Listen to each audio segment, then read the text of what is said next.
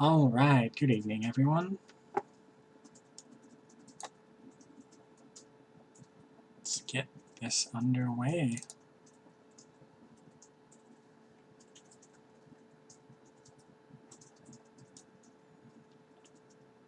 It's 12 times, right? Yes. You're doing it on your personal stream? Yes. For streaming purposes, I am going to disable the music. Mainly because it drives some people crazy. And I can completely relate to that. Let me check one thing on my audio mixer. Oh, wow. What is it? Detoxing. It's Intoxicated Gaming. Intoxicated. Okay. So now you guys can actually hear what's going on in the game, which will be good.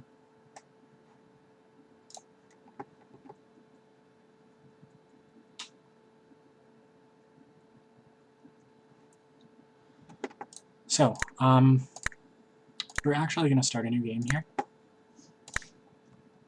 And we'll start from the very beginning.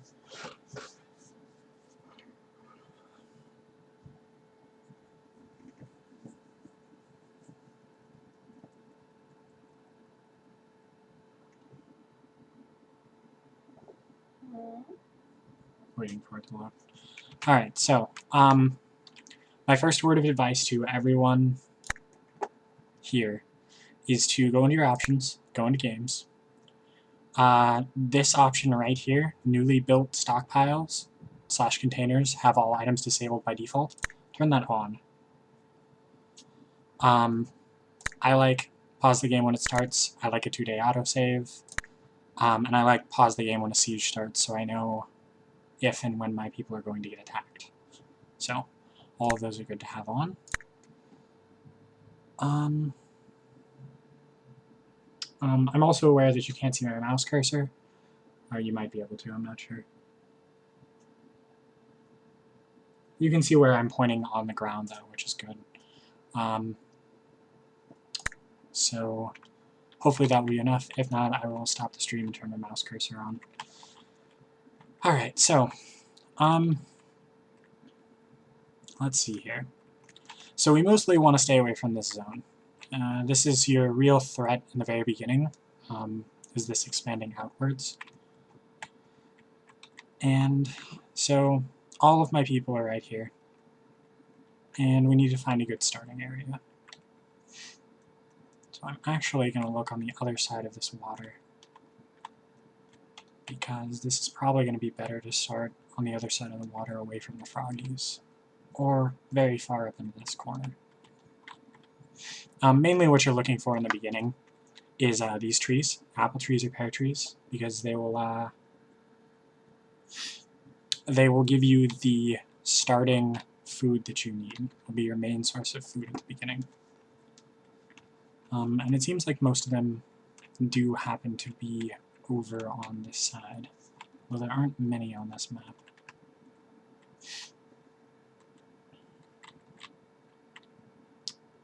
So, yeah. So I guess we're going to go start over on this side of the map.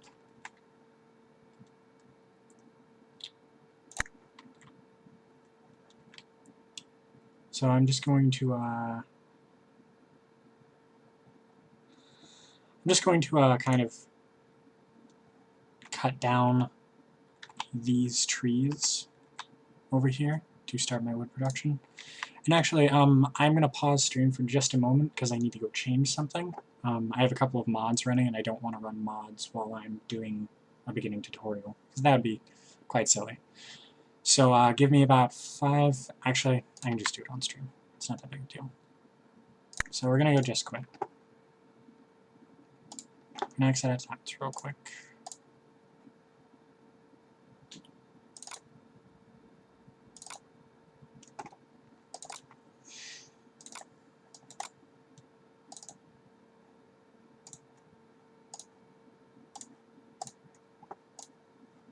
Alright. And I can just open towns from here, which will make everything a lot easier.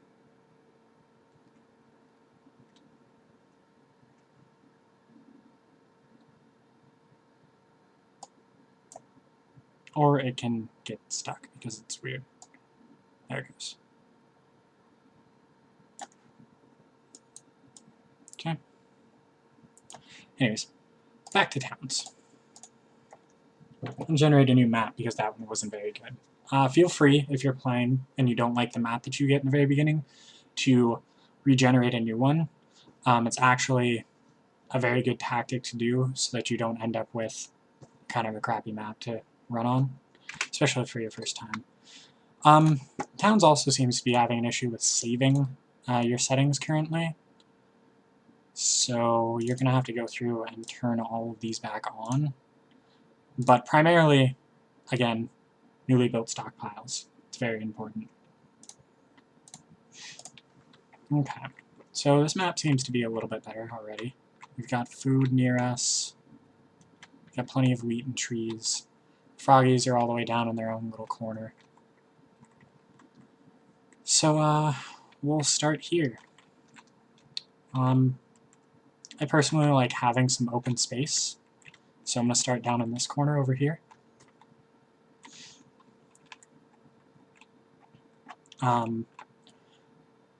So to go over the tools real quick, harvest is primarily for, well, harvesting. You can harvest flowers, you can harvest carnivorous plants, but usually they will actually damage your, well, they'll hurt your villagers right off the bat. I tend to destroy them, just to remove that little point.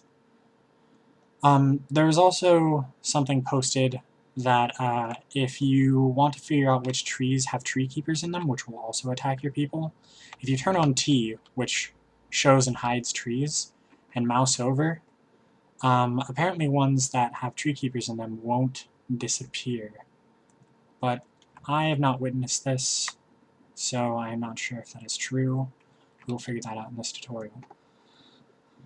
As for chop, you can use this to chop down trees. Cut is primarily used on bushes, like mushroom bushes. Dig is for dirt.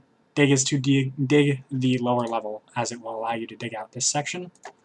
Mining is to mine the current level you are on, so it won't allow me to actually mine the floor, but it will allow me to mine these stone over here. That's part of what the layers are in this. Tilling is used to till out plots for crops, and will eventually become really helpful.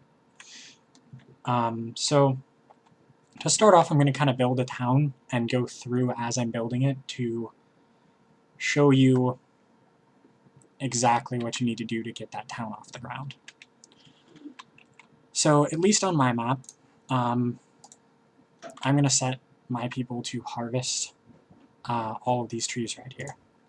Now, if you hold down shift, it will actually allow you to continue to harvest. Normally, if you just harvest, it's going to disappear. But if you have shift down, it allows you to continue to harvest afterwards.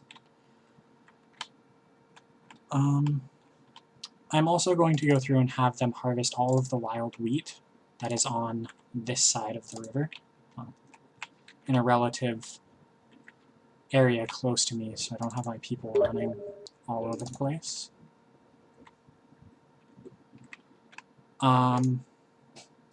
Wheat is very important to getting sustained food as soon as possible, which is something you want to do. So we'll just get all the wheat on this side of the river, make it easy. As well as I'm going to have them, there's even more of these. Okay, I'll harvest those.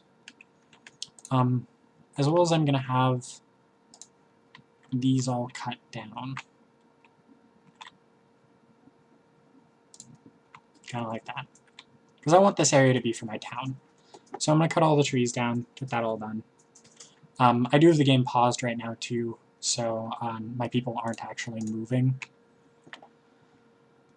And I like to get this all set up and then let them go do everything at once, so there isn't idle time. There's nothing that they're really doing in between.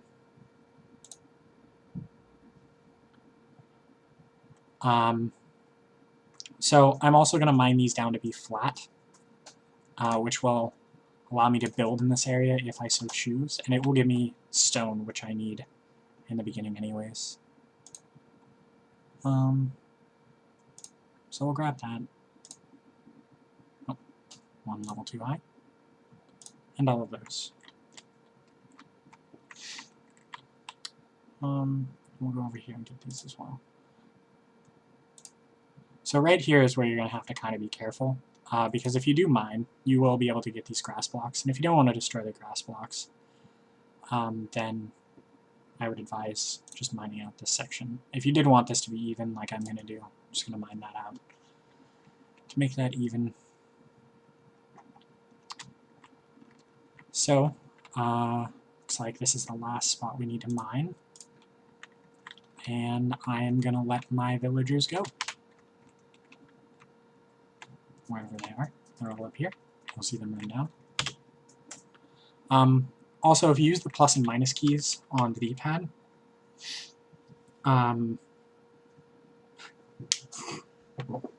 if you use the plus and minus keys on the D-pad, you can turn the game speed up and down. This helps in managing, like, if you're trying to do a lot all at once and you don't want to pause the game, you turn it all the way down to 1 and then set all the tasks. I personally leave mine on 3 just because if I really need to stop to do something, then I need to stop to do something. And I prefer them to get things done quicker rather than slowly. So I'm going to kind of let them go through and do all this stuff real quick.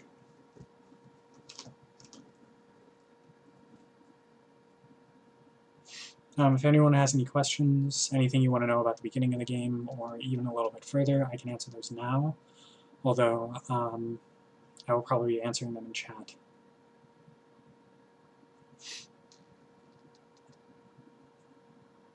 And feel free to talk. This isn't like a formal thing. You guys can chit-chat and stuff. That's cool with me. I will probably join in and respond.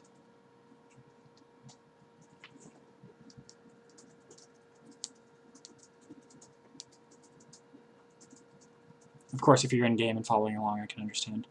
Also, if you would like, I can actually save this as soon as this is done and upload this specific save file to a Dropbox, so you guys can actually follow directly along with the town if you would like.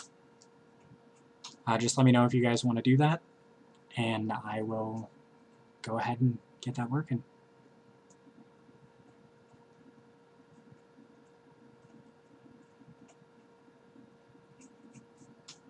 Well, it seems that the tip to that... Oh, nope, there you go. So as you see, this is a tree keeper. And here's another tree keeper, apparently. There's tree keepers all over the place. Apparently that tip was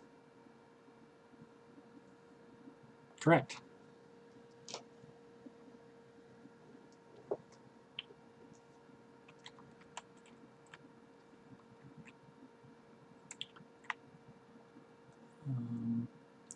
A lot of times when they find tree keepers, they'll stop cutting things down as well. More carnivorous plants. Hate those things. So you have to tell them to chop the tree again, which works out. I might actually lose a villager to tree keeper here. Or 2 even. Which would suck, but it happens. We'll go over healing villagers in a bit, and... Oh, I didn't lose any. Let me just pause this real quick. Delete all the carnivorous plants that are around. So it looks like they're done with all their tasks. So we're going to set out some stockpiles. More specifically, a raw material stockpile. And I'm going to set it outside of town, because I don't want it to get in the way of my buildings. So make it nice and big so they can fit all the wood and stone in. So with that option turned on, how this is going to look is none of these are going to be lit up in green.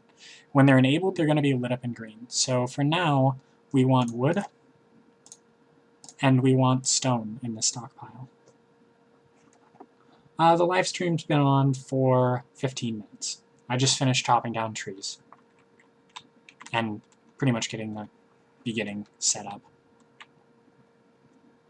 If there's any questions while I'm going through, you're welcome to ask them, and I will retouch on bases even if I've already gone over it. So after getting that all set up, you'll see the villagers starting to take everything over. They'll move this wheat out eventually since it's not supposed to be in there. And on that note, we're going to set up a couple more stockpiles, one being a prepared food stockpile, which can go right here, and then one being a raw food stockpile, which can go right here. Prepared foods you generally have to make, so most things won't be put in here unless you've made them, so I just hit enable all on this one. As for the raw, I'm just going to move all the wheat here, so it's in one centralized place. So they'll go around, they'll pick up all the wheat that they harvested, like here and over here in areas.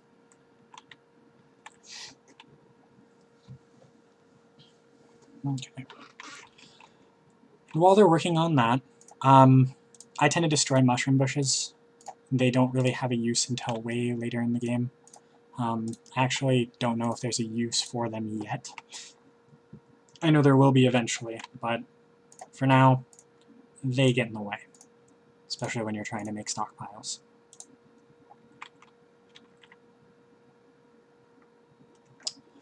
So, the most important zones in this game are probably carpentry and masonry, and your masonry. So, these are the first two zones I make, naturally. And in this case, I'm going to leave a lot of space behind them, and I'll go over why in a bit, but it's important you leave some space behind them. I tend to make these pretty large because I want to be able to have the ability to make multiple workbenches, so we'll make it about that big. Any pausing that happens, I'm actually reading the stream as I'm going, so that is what that is about.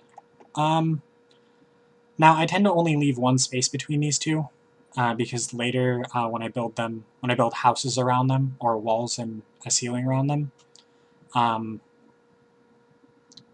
I tend to want them to be next to each other, because the two work with each other quite often. So we'll build this one about the same size. Okay. So right now, I'm going to pause because my villagers are done doing what they're doing. And I don't want them going through all the food while I'm explaining stuff. So, next,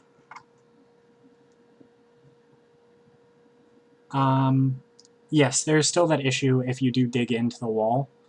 I think that is actually going to stay how it is, because they don't want, well, they want there to be water in the maps, but they don't want people to be digging into them to get rid of them.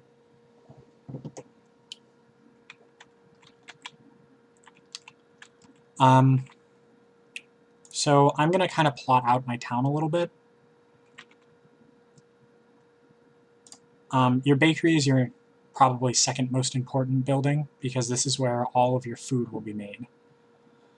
And I'm going to use kind of the same space back here, but I'm going to leave some space between my masonry and my bakery, and make my bakery a little bit bigger than the ones over there, because eventually you'll be putting stoves in as well.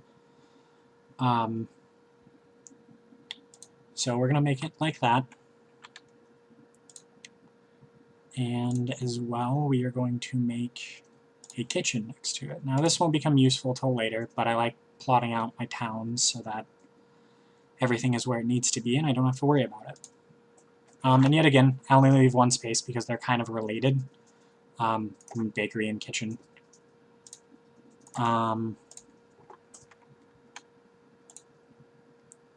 So next, we're going to plot out the dining room. I like to put the dining room next to the kitchen because it makes sense to me. So I'm going to make the dining room fairly large, actually. Place it a little further back.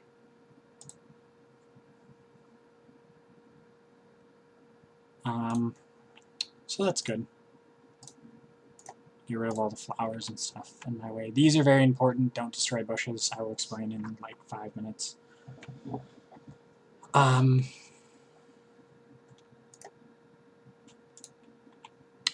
So, let's see here. So what zones do we have left to put down? So we have personal rooms. We've got a forge that we need to put down somewhere. The hospital will go near where our dungeon is, eventually. And the tavern. The tavern is very important, but that's going to go back here where all of these are near the dining hall. So let's plop down a forge real quick. Let's do that. I like to kind of build everything around a centralized area because this is where I'm going to store all of my stuff. So eventually I'm going to move this over and store it here. And these will probably go behind the bakery. So now that that's all plotted out, we are going to work on tilling some areas. So for this area behind the masonry and the carpentry, we are going to till out about the length and by 4 wide for now.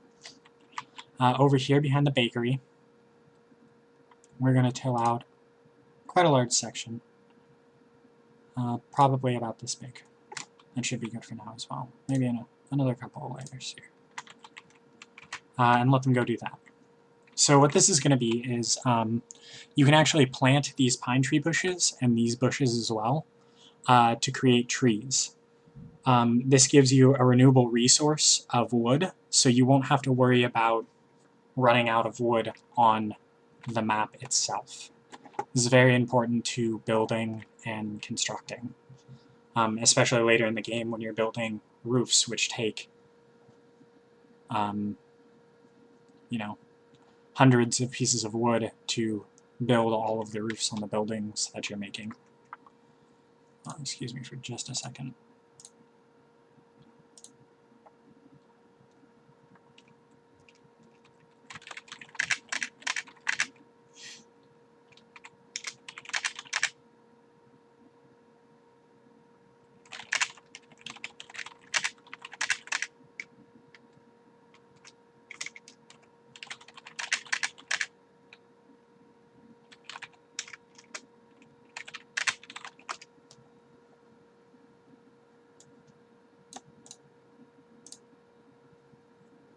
I've been helping people who have just got this all day.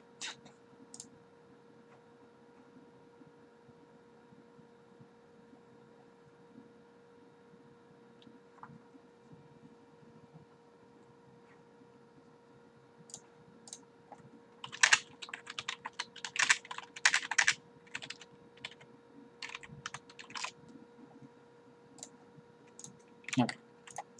Don't want to do that. So if you notice, they're almost done with all of these. But for now, we're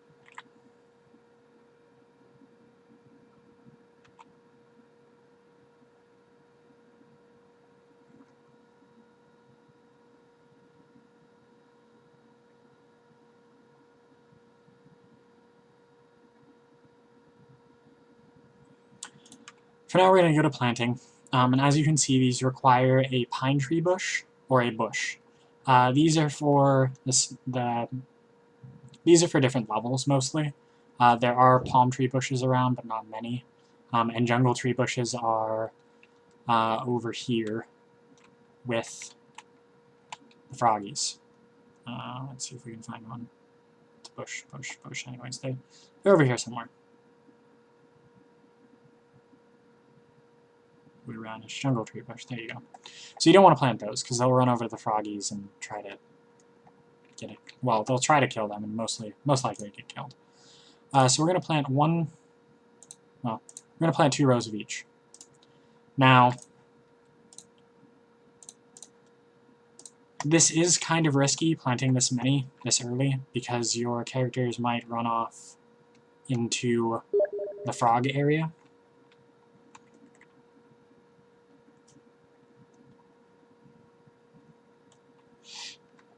So be careful with that.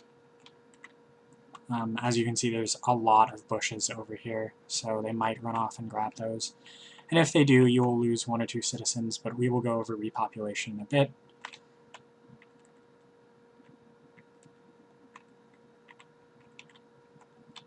Yes, the hunger lock is still a major issue for people that are new to this, at least from my understanding.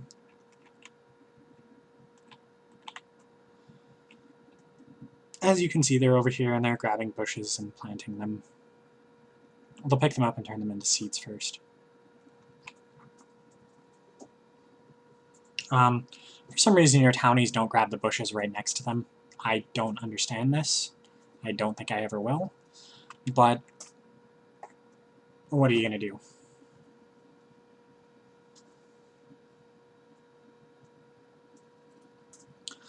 You know, that is a good question, and we are going to test that right now. So, we're going to actually cancel all these orders. They'll still bring bushes over. But let's see if we can cut the pine tree bush and see what it does. If it turns it into a seed, which it might, nope, it just disappears. So it doesn't look like you can do that. Just cutting it makes it go away. Sadly. So I'm going to set these to replant.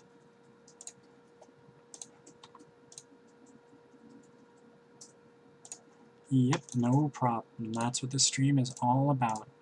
If I do happen to die, it happens quite often. It saves pretty regularly. I have it set to 2-day, or I had it set to 2-day autosave. I don't know if I do now. But I can always go back and reload the save from 2 days ago and continue playing. And just work on something different.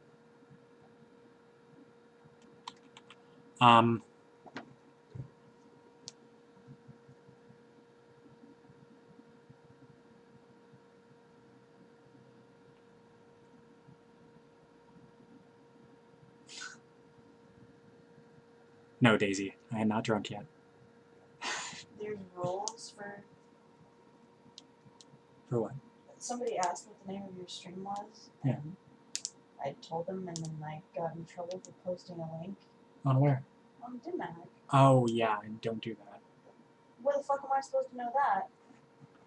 There's rules. Where? Because it's not like on the front page or anything like that. You were just warned, don't worry about it. I just. If there's rules, they should be in an obvious place, I think. Anyway, sorry about that. Still getting messages from all over the place.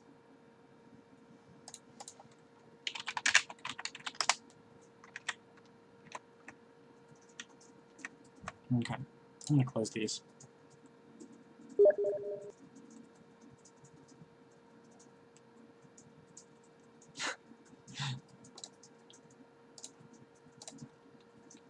No, Daisy, I need to actually do a coherent stream. That'd be bad. Okay.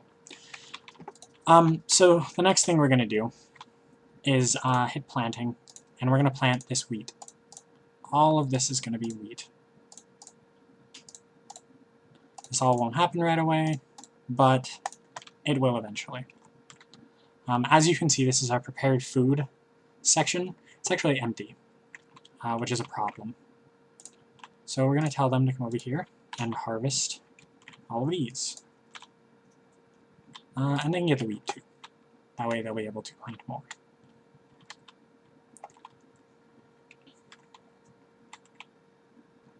And since they'll be on the side of the river anyways, you might as well just get them to harvest all of this. Oh, there's a lot.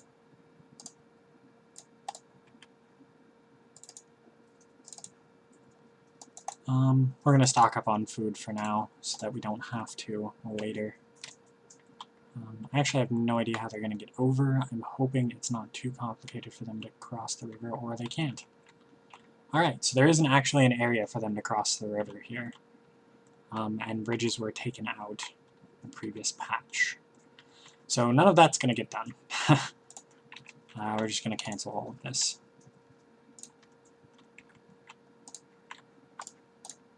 So if I do manage to get over there later, they're running around trying to harvest all these things.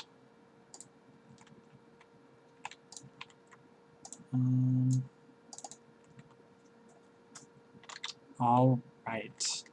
So, now we come to the food problem. Oh, there's one tree.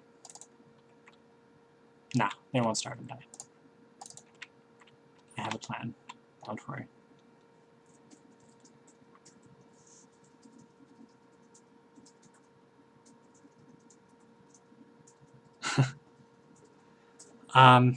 Well, hopefully we won't get were pigs anytime soon. Actually, they took bridges out. Normally they're under here. They're under roads usually. But the bridges were removed as far as I can tell. You might just be able to build roads across. Oh, you can't do that. They were removed because people were they were abusing them. They would build a bridge across, and then because you have admin tools and you can delete things, they would wait for sieges to happen. Yeah, and then they would delete two ends of the bridge and build a different one, or just delete the entire bridge and all of the things would fall into the water. So I think they took it out for that reason. I haven't found bridges anywhere. If there are bridges, I will be very surprised.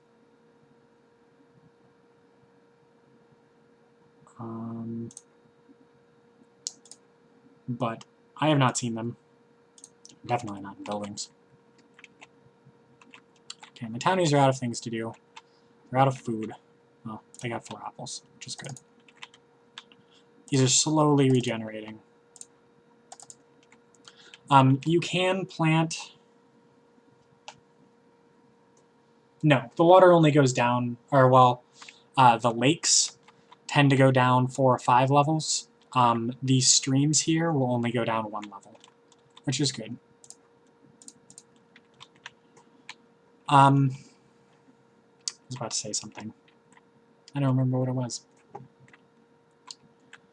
But we're going to get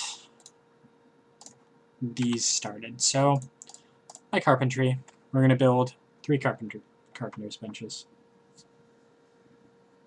Yes, you can do that.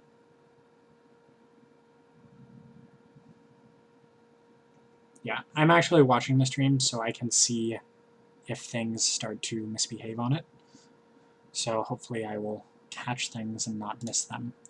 Now after you build carpenter's benches, you can build wood detailers, which are the next thing you want to build.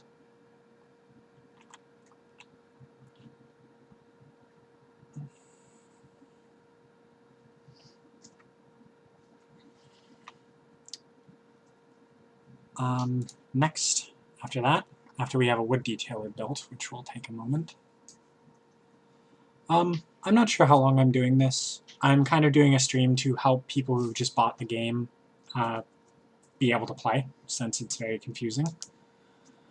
So it could be any amount of time, really. I'm not sure. As long as there are people here and there are people asking questions and I'm not falling asleep, I will probably be streaming this. Alright, good. So next, you're going to want some mason benches. I am going to build 3 more of these. Now, if you want to know what to build and how to build it, you can look here. If you hover over the item, it will tell you, like the mason's bench requires that I have a wood detailer made, and requires that I have 2 stone, which I have ample amount of stone, and a wood detailer, so they're going to do that.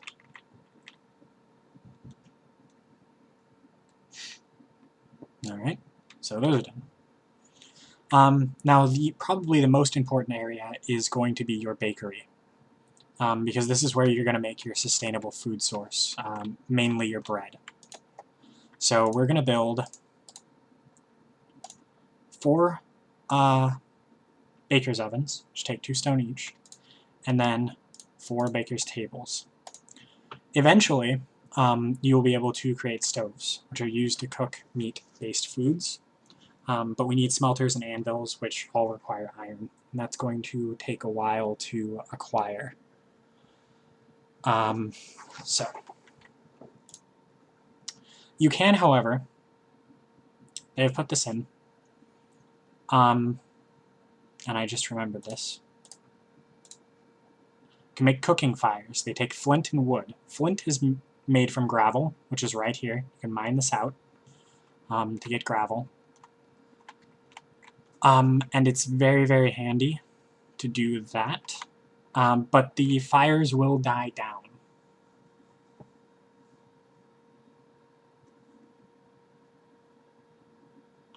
And the fires can be renewed, but they take another flint and more wood. Or you can keep the fires roasting by just putting more wood on it. If you'll notice over here, this is ready to be harvested, so we're actually going to harvest all of this wheat.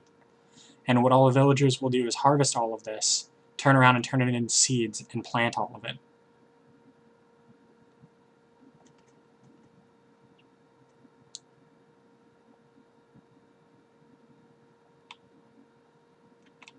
So I don't know if we're actually going to get this whole field planted before I need to start doing renewable food, but we're going to try to get as much of it planted as possible. Well, right now, we have a lot of idle time, and idle time means migrations. So I'm going to cover migrations real quick. I'm going to pause the game because I'm going to build some stuff, and it's going to take me a couple of seconds. And I want the idle time to actually be used.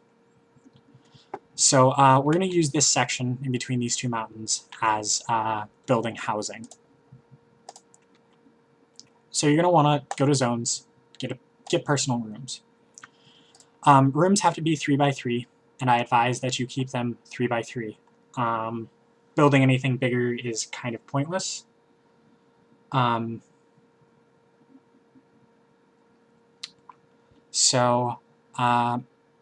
At least for now. Building bigger rooms later means that your townies will be happier, but because you're giving them so many orders, they're not really going to be happy anyways. So 3 by 3. Just keep it uniform. It's easy this way. So we have 11 right now, so we have to build more than 11. That is definitely something we need to do. I wonder if it's going to... No, I'm not going to do that, so we're just going to remove this one. So we'll build 5 at a time right now. Eventually we'll get more. And with these ones, we can build them back to back like this.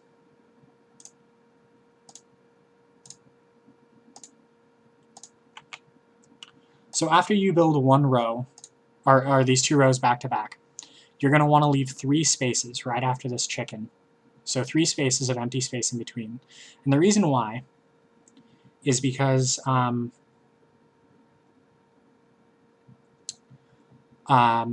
eventually you'll have walls all the way around, and you want a gap in the middle so you can have walls around each individual house. So leave those 3 spaces. And we're just going to go until we hit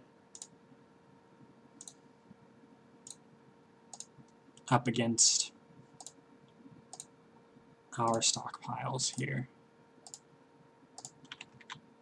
since it's really just a stockpile.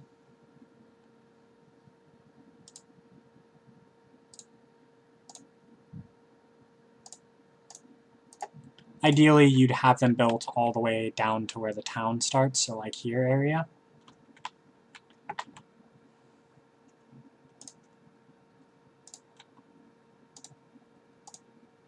And I don't believe, yeah, you can build stockpiles in rooms, so we're just going to leave them like that for now, because this will get moved soon. So that's good. We've got 25 houses and 11 people. So we're going to let them go back to what they're doing. They'll run around and do those few harvests that I asked for. And then we'll wait. So migrations themselves are based purely on idle time and how happy your citizens are. Your citizens will be happier the more they idle. So right now they're not very happy. They were also very unhappy because they didn't have any rooms, which is understandable. I mean, I'd be pretty mad if I had to sleep on the ground every night.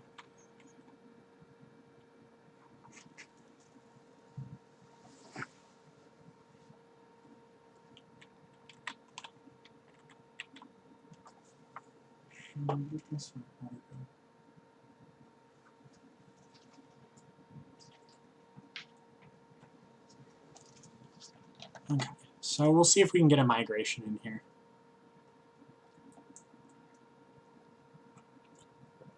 I can't right now, I don't have any flint. But let me see if I can find some.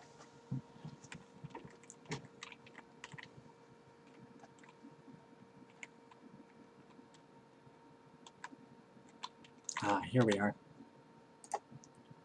We'll tell them to mine this gravel real quick. That might fall into water, but this one hopefully won't. Nope, it will. Okay, game. So, yeah, our gravel's in that water, which means we're not getting it back.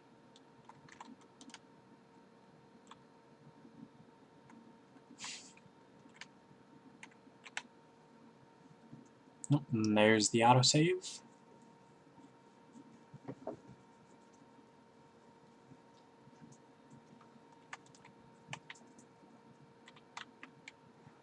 I do need to move this over here. It doesn't look like there's any gravel on this level that's accessible. So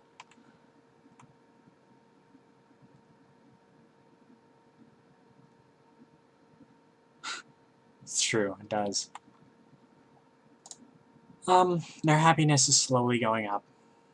This is kind of a very annoying part of this game. Another good way, which I explained in a post on Steam earlier, to get your to get a migration to happen, if you don't want to sit here and wait for, or if you have things queued up rather, like say you have a bunch of wood chopping queued up and you want them to chop the wood still, but you don't want to cancel any of it. The best way to do that is to click here and just convert them all to soldiers. And this means that they won't follow any tasks of the townies, so they won't run around and like move things, and they won't gather things, and they won't do anything unless you tell them soldierly things to do. So they'll stand here and do nothing, which will increase the idle time, and increase, except eat the food. It'll increase the idle time. And where is this person? Oh, he's sleeping. Okay. It'll increase idle time, and it'll increase happiness. So ultimately, it will get you a migration. While this is going on and we're waiting, I'm going to destroy this stockpile and destroy this stockpile. I'm going to create the new prepped food stockpile in here. Oh, that's not what I wanted.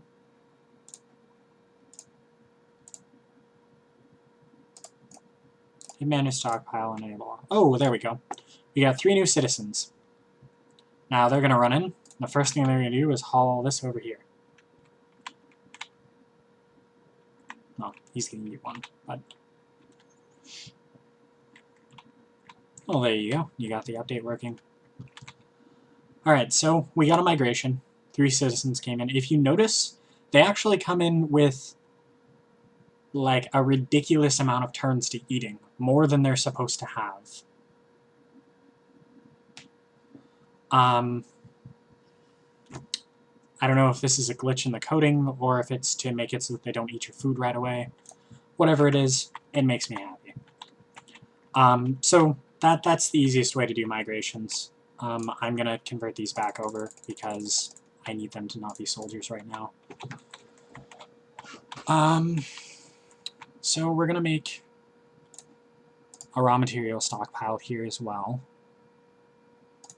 And do the same thing and enable wood, stone, coal, and flint. This will all be useful. And we're going to destroy the stockpile. So everyone will rush over and move all of those. You'll notice our trees grew back here. And this is all growing.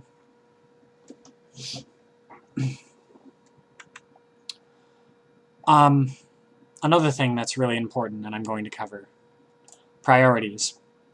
Baking and cooking will take the priority over everything else in the game. Period. You can move this if you want to. I advise leaving it there. Gathering and harvesting, again, will take priority over almost anything. The only thing is baking and cooking. Mine dig, tilling, chopping, item construction, then wall construction, then butchering, and then hauling. So pretty much if you want people to clean your town up, because a lot of times they'll be doing a bunch at once and they won't have the time to haul, if you want them to, you can bump this up, have them haul everything, and then work on everything else. I personally leave it in the fashion it is unless I really need them to haul stuff for some reason. Like it's in the way of me constructing.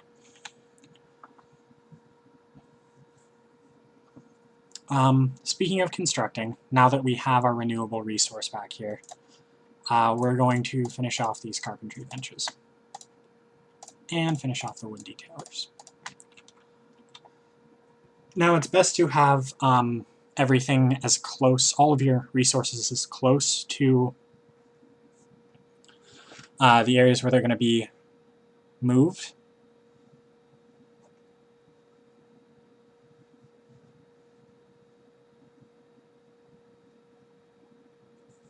Yes.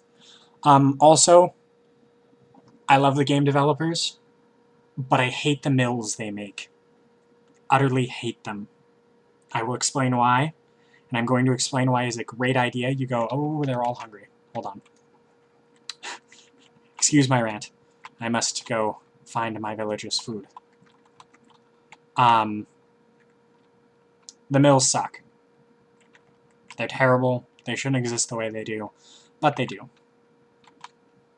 Getting those 3 villagers was a terrible idea. Okay. So, I'm going to show you why the mills suck. So, over here, we're going to build 2 mills. Our people are going to run off and do that. I'm also getting hungry. There. So, I'm trying to wait for these trees to pop back up. And I'm hoping that's going to happen before they get hunger locked. Hunger lock, which has been referred to as a couple of times, is, yeah, I actually think well, has it been updated that, they won't eat raw meat? Because I think that update happened.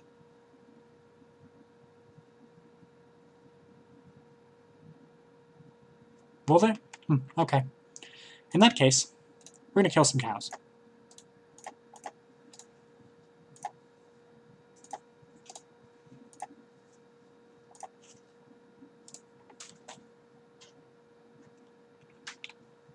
The problem is that, well, yeah, normally I would mass harvest fruit, but all the fruit trees don't have any fruit. Oh.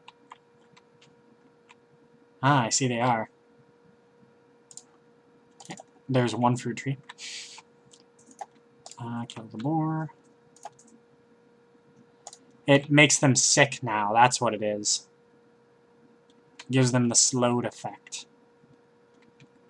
Which sucks, but they don't die.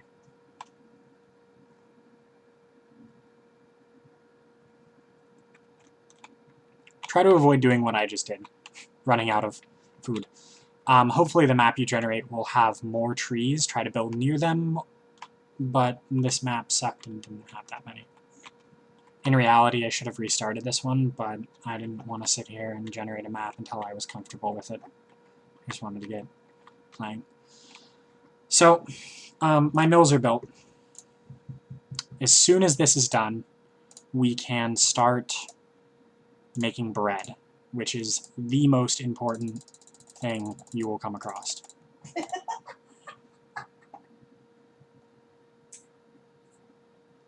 You can, but they actually use one of the fruit that it drops.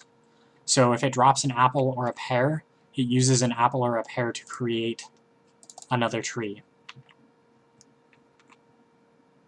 The issue with that being that it won't use these bushes. These will eventually turn into trees, but the issue with that being that it might use up your food stocks really soon. So this is perfect timing.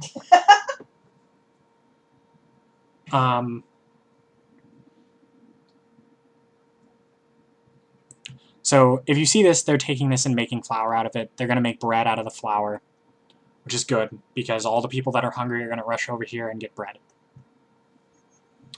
Why I'm explaining that I hate these mills. Oh, they're going to replant some of it.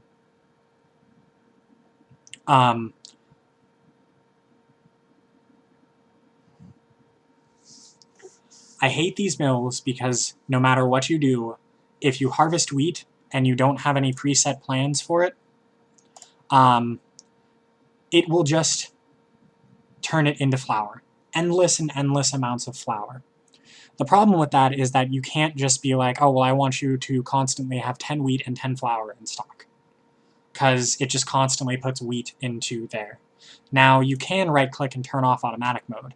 The problem with turning off automatic mode is that means that even if you have wheat and you're trying to make bread, they won't make flour. So it results in you having to micromanage them into making more flour. Just really very annoying. So we're trying to feed the townies right now. It's kind of going okay. They're kind of still being dumb. There it goes.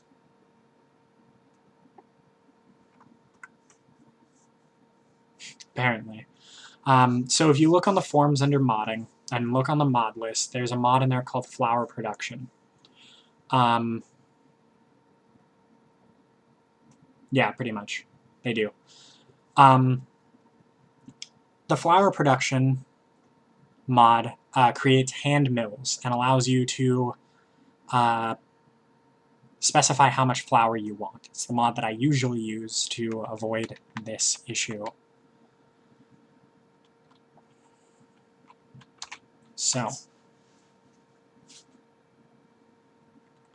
I am going to harvest some wood because I want to build some stuff soon. So this will fill up real quick, which is part of the problem that we're going to fix.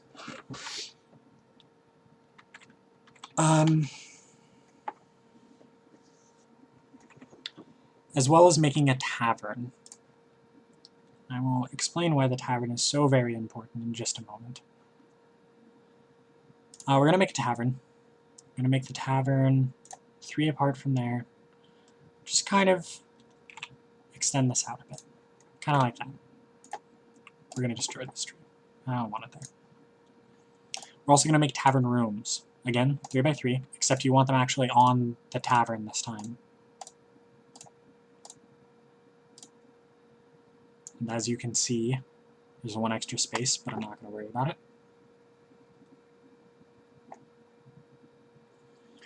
You can actually make animal farms now, as you can see over here. You can build a cow farm, a pig farm, and a chicken farm right at the beginning. No, you cannot. The animals can walk through. Everything can pass through animals now.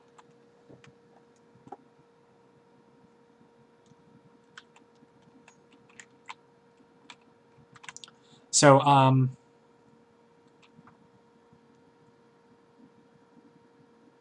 No, they don't have to be attached to the tavern, but I do like to have these ones attached to the tavern.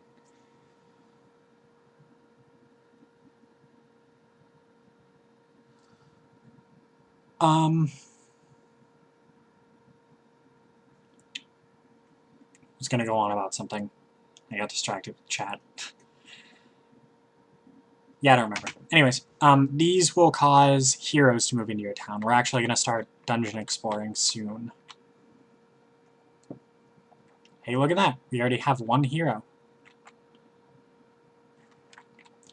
So here's what we're going to do. Right here you see the stone. And I'm going to try to explain layers as best as I can. But this is a very complicated and annoying thing. So you're going to right-click right here, hit dig a ladder. One of your people is going to come over and dig this ladder. If you'll notice how the ladder sits, it doesn't matter that it's angled this way. Ignore that for now. We're going to dig out this way. So if you'll notice, there's still this stone here, so you can't really go down any further. This is very important, yes, watch closely. So if you dig out this stone, same person's going to walk over, take the stone out. Okay, the ladder's going to turn. So now you have this spot down here, where there's actually, by the way, Z will flatten blocks. This is very helpful in this. So hit Z. You have stone and dirt here now. We're going to destroy that. Not very important, it's one piece of stone. So you're going to right-click on this dirt block, and again, hit dig a ladder. Now you noticed I'm at 0. 0 level is the ground level for this. It is the level that my mouse is on right now. You'll notice my tilling still all shows up because this is a 0 level. Because that's actually what's tilled. It doesn't show what's on it, it's just the zone is tilled there. Okay? He dug that ladder. Now I'm in -1. -1 is not the start of the first dungeon. It is the... How to explain this? Okay. So this is actually the physical floor blocks of this zone, of 0.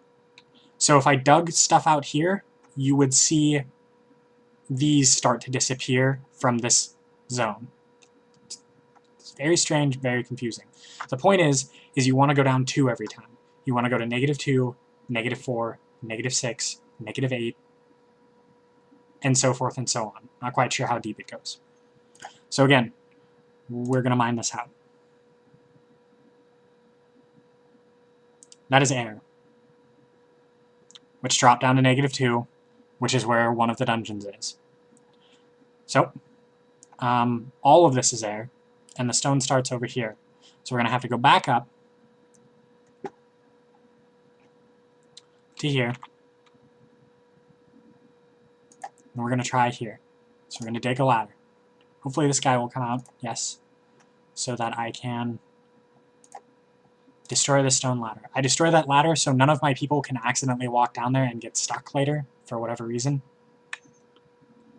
I could do that too. Yeah, if you want to fill in holes, the easiest way to do that is to build scaffolding. You go down to the 0 level and just place scaffolding in the area, and they'll drop scaffolding in there.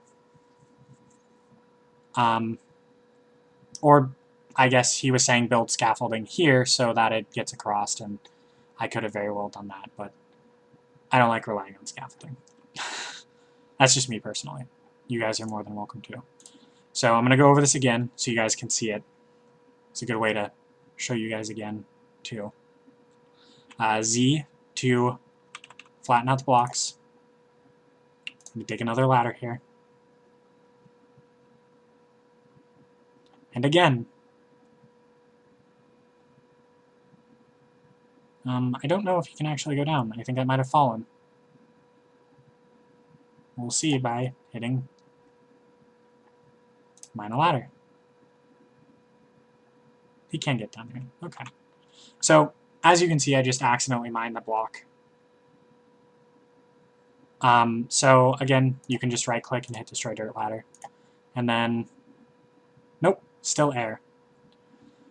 So we're going to take Reb's advice here. Do we build the scaffolding here in this section, or do we go down one and drop scaffolding?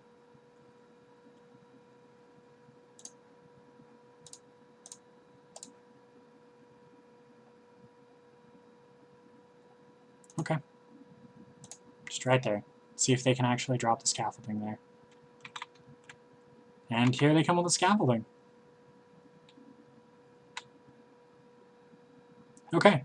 So now we can get across this block at least. So we can... Don't dig as a ladder, but okay. Destroy. We can dig a ladder right here.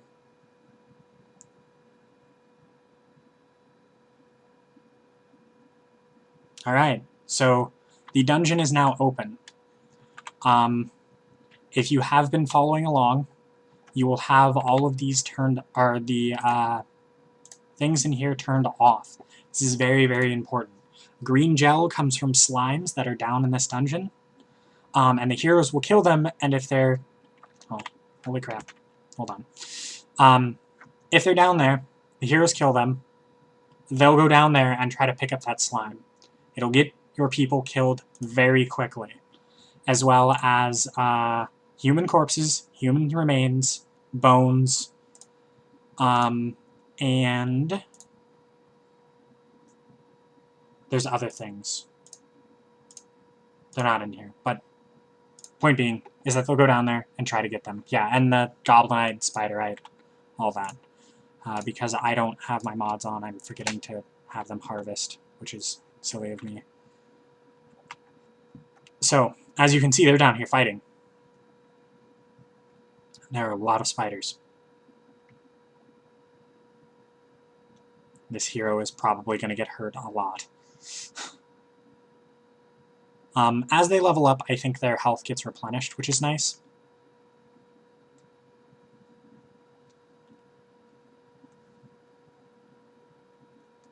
Yes, it is best to set that option. Please, please, please, if you play this game, set that option. It makes it a lot harder to micromanage when you build like multiple containers and stuff. Oh, on that note, this will happen. So as you can see, there are two spiders here. My hero just got wounded and ran away. So I should have built this prior to opening this up, but I didn't, and I'm going to do it now. So you want zones. You want a hospital. Hospitals are very important.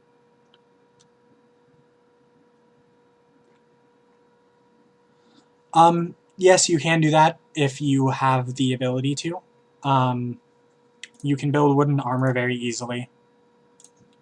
And you can have a townie stand guard, and so they'll kill the things coming out.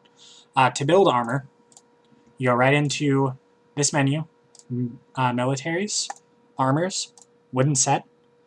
For the record, the ones on the left side of the buttons, or the arrows on the left side, are for the ones you want to make now, for a queue. The ones on the right side are what you want to constantly have in stock. So if I turn this up to 5 and I use one of them, they'll automatically go back and create one. It's great to use it. I missed that while I was doing the bread production.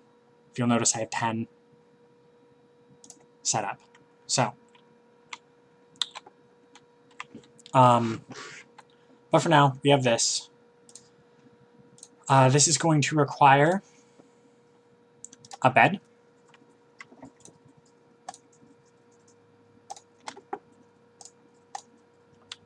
And a medicine cabinet. You want to put this near your dungeon entrance. It's very important to do that, so they don't have to go far to get healed. And if more people come to attack them, then they'll be healing while they're being attacked and attacking. If you'll notice, this one who was severely wounded is coming and standing in here. I don't know if she's actually going to heal completely. The hero's being kind of dumb. Yeah, the hero's going to die probably. Because the hero is trying to run away and sleep. while it is getting attacked. She's going to go help, though. But she's the severely wounded one, so she's probably going to die. Mortally wounded, dead. So, yes, this is true.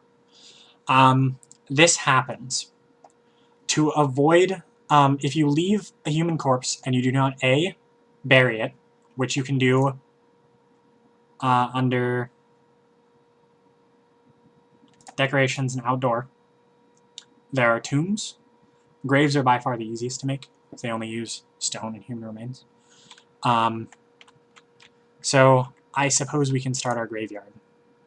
But where is the question? We shall start our graveyard here. If you don't bury them, or delete them, which deleting is easier, if you don't bury them, what will happen is a ghost from Haunting Past, or a ghost of past heroes, that's what it is, will spawn from them, and it's an enemy that will it's an enemy that will kill you, or will attack you, not necessarily kill you. They're actually pretty difficult to kill too, sadly. As you can see here, notice how slow this person is moving. Charles, it looks like he's really, really tired. He did something, he was doing a task, and he went way past his tired limit for turns. Now he's going to walk very slowly back to his house, which happens, and that's okay.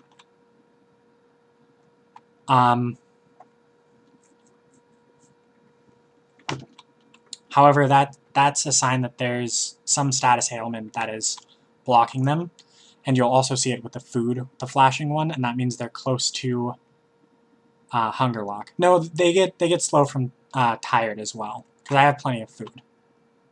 I mean, there's 2-3 bread sitting in the storage. If he was hungry, he'd go get it. And it does flash both status symbols alternately, if there is more than 1 or 2. Also, you'll see here,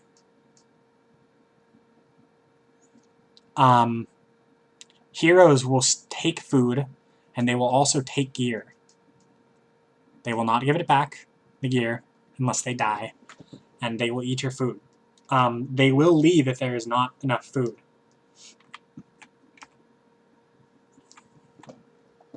If you'll notice the spiderite right here, those were the ites we were talking about.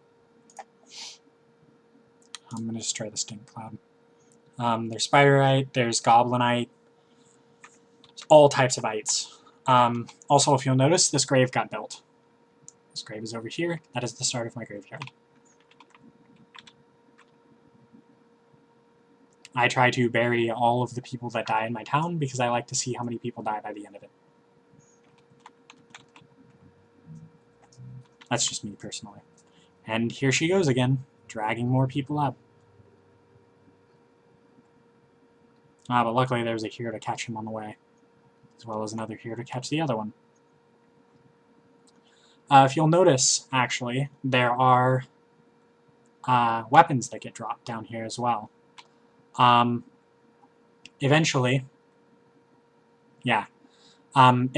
you're going to equip your citizens. There is an auto-equip button. If you have explored dungeons, do not use this. They will run down and try to grab the weapons. Actually, you know what? I will demonstrate. So we're going to auto-equip this guy. See where he is. So he's going to run down here. And he's going to go through and grab this piece of armor. And then he's going to run over here and grab that sword. And well, that's really all he did. The problem with that is that if there's things down here that he could potentially get harmed by, he's going to run right down here and try to grab stuff. So you want to avoid doing that. To manually equip them, you right-click and you get a list. Like, there's a wooden bow and iron axe somewhere. And you can tell them to drop things. So if I don't want him to have this and I want him to have this, I could click it and he'd drop it. But we'll leave him with that for now. Pretty much. Okay. So correct me if I'm wrong, but I have pretty much all of the starting stuff done.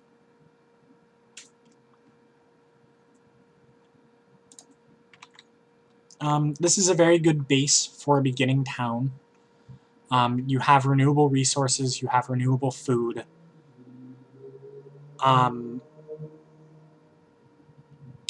The Atelier, right?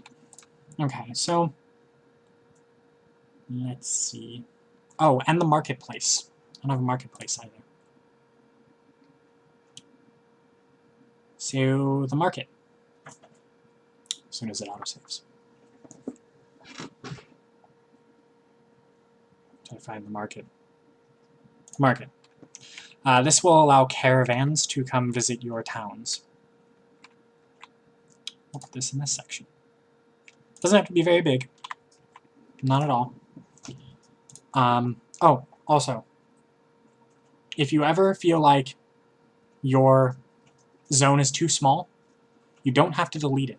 You can just right-click, hit expand, grab a corner, and pull it out.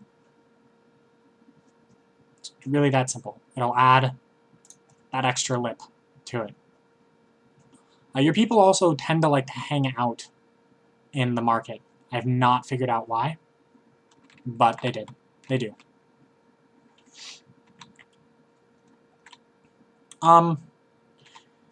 So I feel like I have placed this tavern. Whatever. We'll leave the tavern.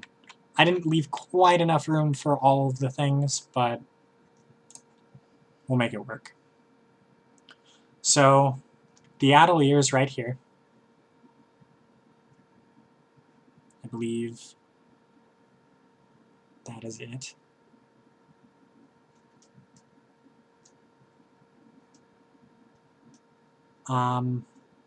The arena is used to fight badgers, by the way. Eventually, you will be able to fight badgers. I think it increases happiness considerably. So yeah. If you would like to do things like that, you're welcome to. I have actually not experimented with that yet. So we're going to create this back here. This is primarily, as far as my understanding of it goes, for making dyes. Now, if you look under utilities, you have a color bench, as well as a hide skinning table. However, you need iron to make the skinning table. You can make hides out of here too. So we'll make some color benches. Just like that. We're also going to finish off our masonry.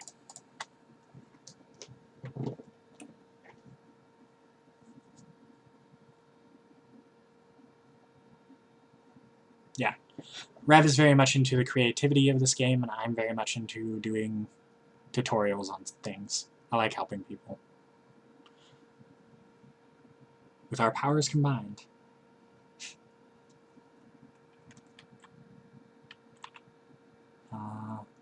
We'll build that last piece of stone as well. So these color mixing benches. You can go over here, go out. It's going to be under vanity. Vanity items, you can make hats with colors. So you either need blue flowers or blue gel, red flowers or red gel. You need flowers, essentially. And you make the 3 primaries out of flowers, and then the 3 secondaries out of the combination of the primaries. So if you're going to do this, I would advise building containers. Containers are awesome. Colors go in the raw materials barrels. So that being said,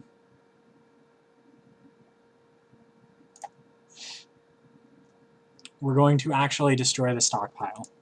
Now, when they make food, they're just going to kind of set it on the ground, which is fine. It's fine for now. And we're going to build right next to the masonry workshop. We're going to build 8 of these barrels in front of it. Now it's going to use a bunch of this wood up, which is good, because we're going to destroy the stockpile as well.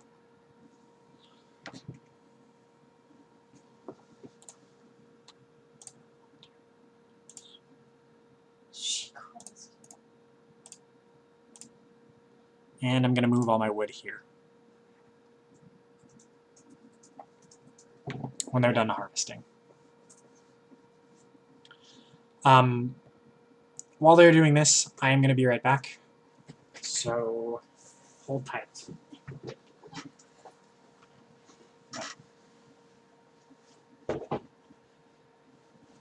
They're both crawling around. You are. Snake and the chick he was fighting. Okay. It's very funny.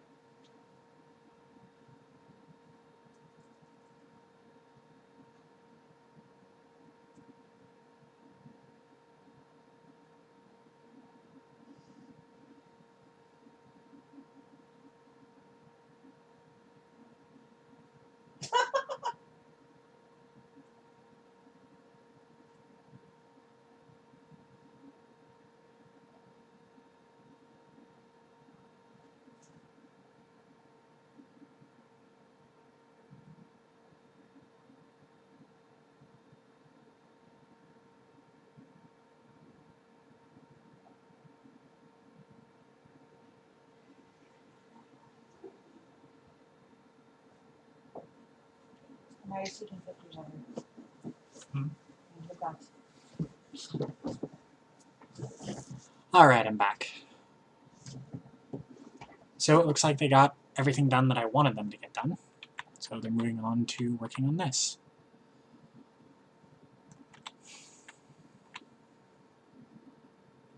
Okay. So these are, if you could have guessed by now, going to contain all of my stone.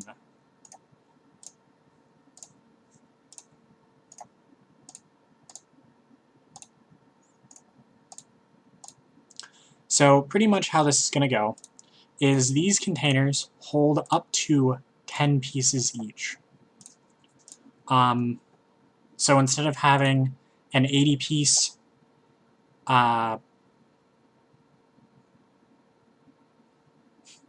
I don't know, it's fine. It's just my roommate.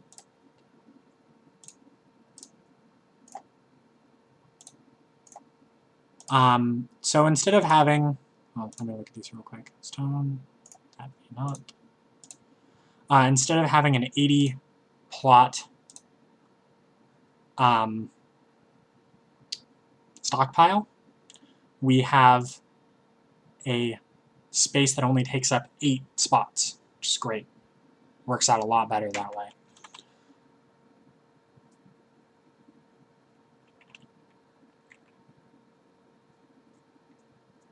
Yes. I do have a caravan right now, so we'll do caravans. So, this merchant sells bone weapons. And bone stuff. Anything related to bones. He's also really cool looking. I just want to point this out. He rides a bone bicycle, and he's a bone guy. So, anyways, I found that amusing. He also will buy bones. So if you see over here, I have 68 gold total right now. And he will give me 105 for the 7 bones I'm going to give him. Now, I don't actually have enough to get anything for... Oh, I might have enough to get 1... No, I don't. I can't show you guys buying anything, sadly. Oh, no. But it happens. So the deal with caravans is you can only trade with them once, so make sure that trade is correct. You do not want to trade with them different times. And I think these bones are from... I actually don't know where those bones are. So we are not going to trade in those bones, because those could be killed by something else and sitting somewhere that I don't want my villagers to go. It could be down here.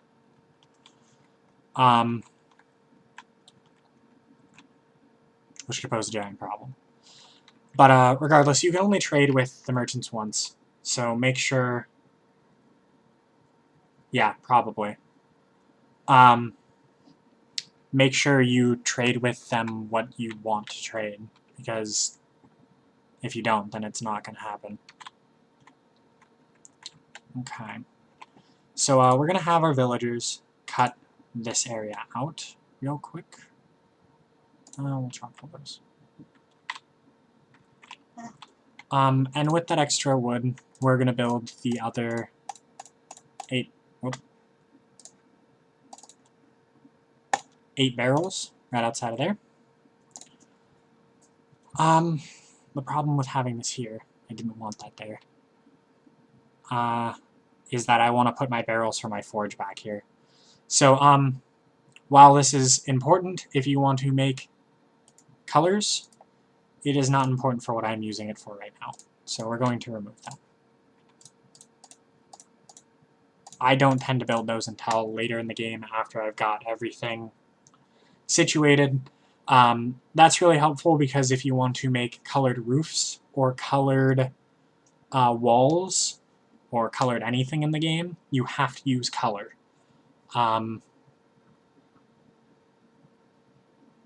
Yeah. So that's how that works. You'll notice they're bringing these out. We're going to manage container material and wood. Manage container materials and wood. I try to do these as they come out, but as you can see, that just happened.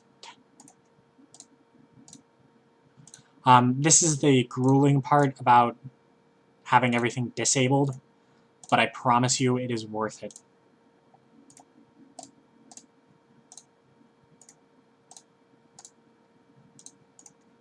And destroy this stockpile. As you can see, I have a lot more room out here.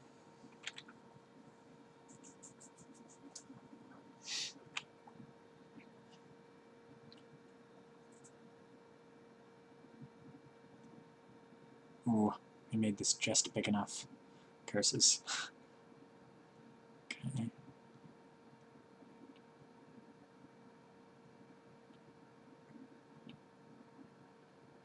Wow, of course I would make the perfect dining room. Yeah, does anyone have any questions? You guys can feel free to ask anything, anytime.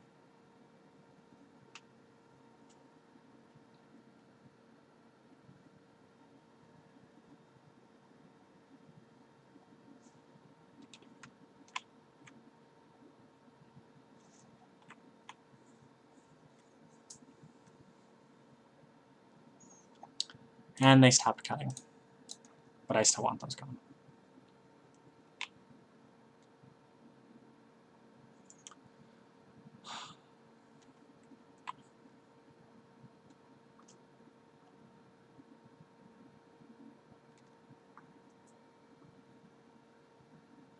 It's almost 20.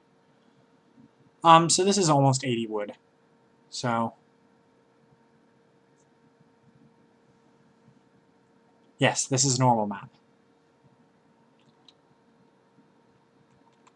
The desert has cactuses and sand. Yes. I'd advise starting your first place on a normal map, mainly because it's really well balanced and it's really easy to play. And then moving on to the other ones. I mean, there's no harm in starting there. So I don't feel like going through and destroying all of these. So I'm going to actually have my villagers cut them. I rarely ever do this because I'm usually busy with my villagers, but there's a lot of idle time because I'm going very slowly.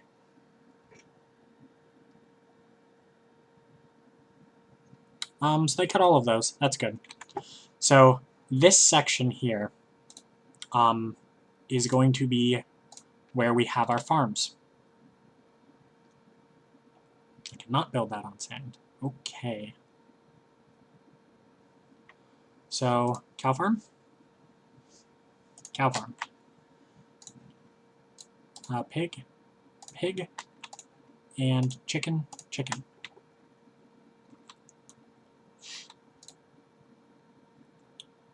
So, Give me just a minute so I can map out where I want everything.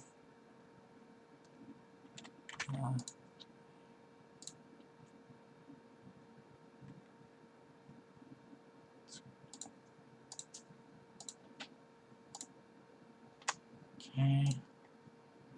I'm not actually going to keep these right now. I'll explain why in just a moment.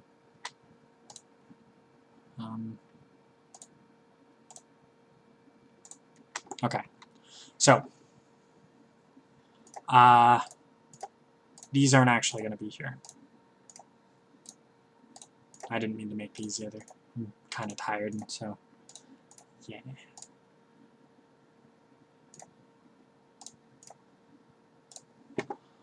We will, however, make this set over here.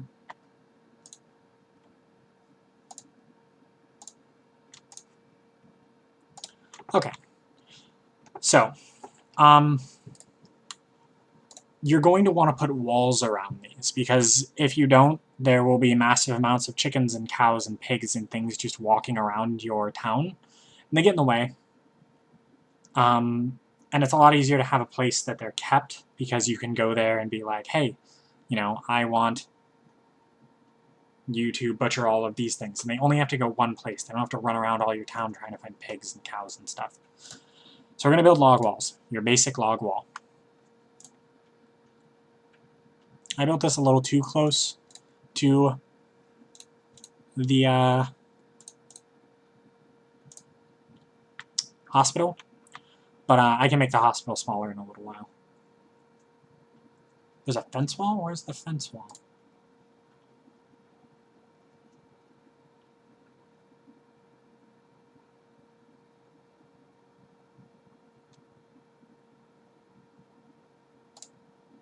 Really? There's a fence in here? Wow. Okay, so I've been doing things wrong for a very long time. Do you only need to put down one layer of the fence? Or do you need to do two still?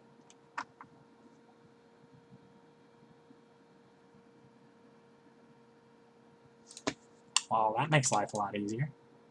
We leave space open at the front.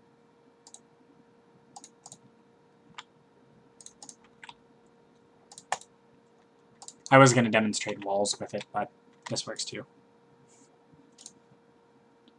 Now that I know there's a fence, makes life easy. I put a fence door, by the way. Sorry I didn't say that.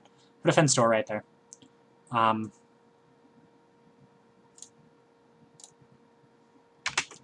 So they'll run off and grab all the stuff they need to start building this. We're out of food again because I have crappy mills.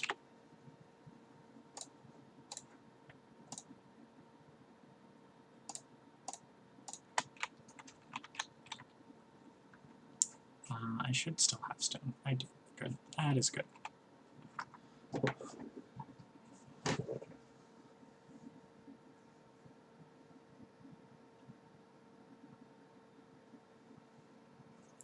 That's good to know. Build fences around these.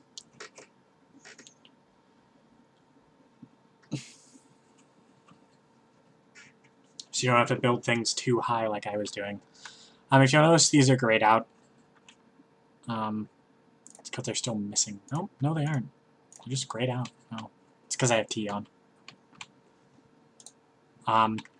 So Z hides all blocks, flattens everything. T is just around your mouse. I think it makes those gray indefinitely, but it's just around your mouse that it'll flatten. So you want to turn T off if you want to be able to see them for whatever reason.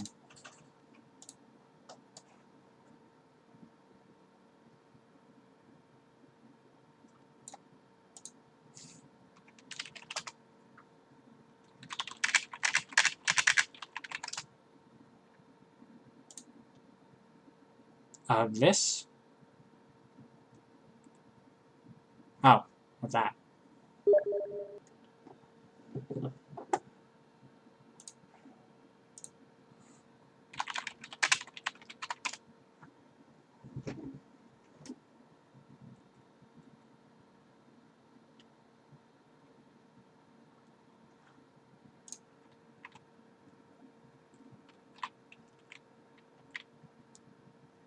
Sorry if you can hear Steam sounds as well. I will turn those off. Forgot that that's actually being pushed over the stream.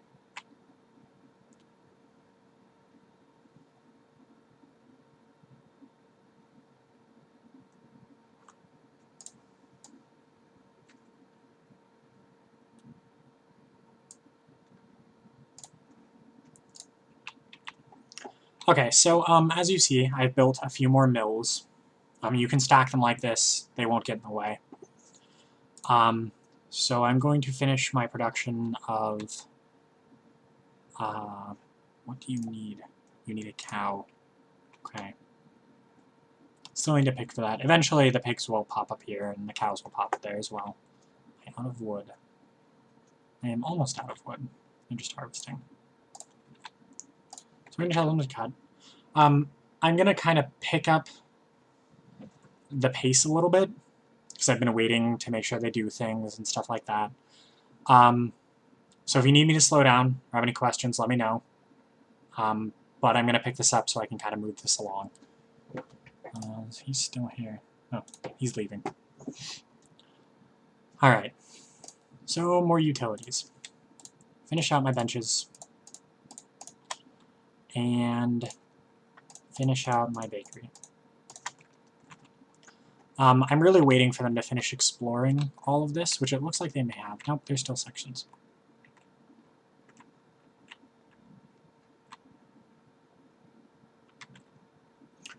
So I actually have a question for you, Rev.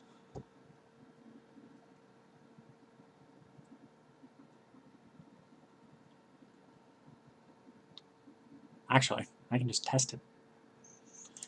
So if I mine on -1, will it show up on 0? Or on 1? No, on. No, it shouldn't.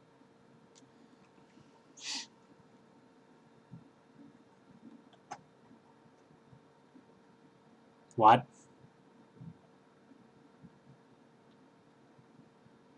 They really did. Okay, don't jump back. They mined underneath it. No, they came underneath it and mined, actually. Because this is the roof to this one.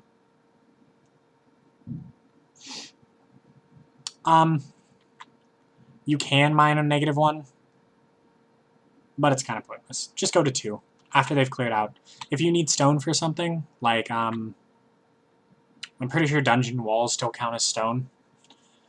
The one thing you want to watch out for is don't mine underneath where your ladders are.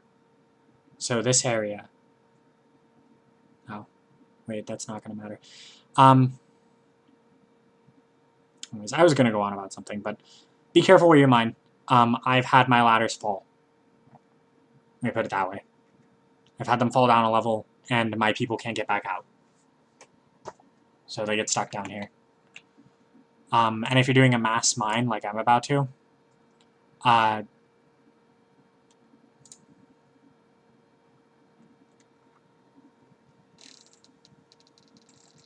yeah. If you're doing a mass mine so you can get stone, like I'm about to, you want to be very careful with where you mine. Let's put it that way. But it's pretty safe to mine around here because all of this has been cleared out. The likelihood of things getting dragged over here is slim to none.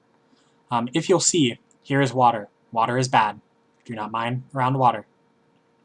If you mine out these blocks right here, I'm pretty sure this water will fall down. The water is endless.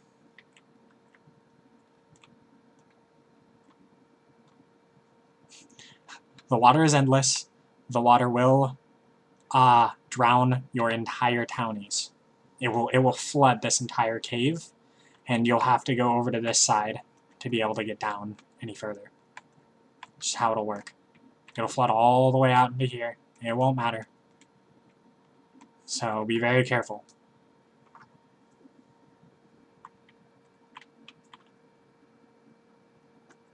Don't mine these ones, right here. You can mine down here. This is fine. Do not mine here. As an example, I will save at some point near the end of the stream, and I will mine these blocks out. And I will show you what will happen.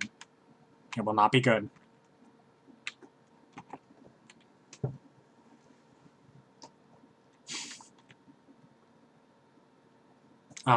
The reason why I'm gathering all this stone right now, actually, is because I'm going to do buildings and roofs next, so you guys can see how that is all done.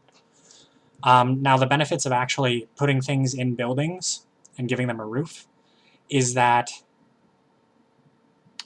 people will, or the production will increase from whatever you put a building and a roof around. So, that's very important. It's very useful.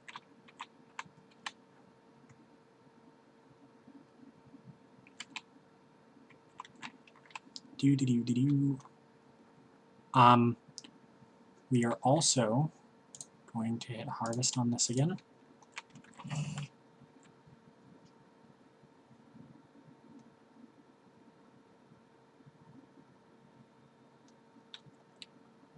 Yeah, sorry it's taken this long. I've been trying to go from basics up to less basic stuff. I always tend to do houses last because they're not needed, but very important. Put it that way. I'm actually really not sure how my people... Oh. Okay, that makes sense.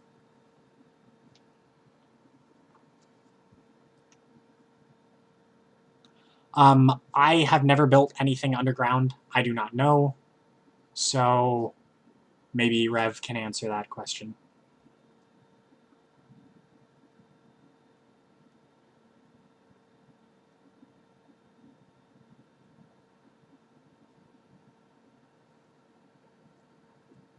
There you go.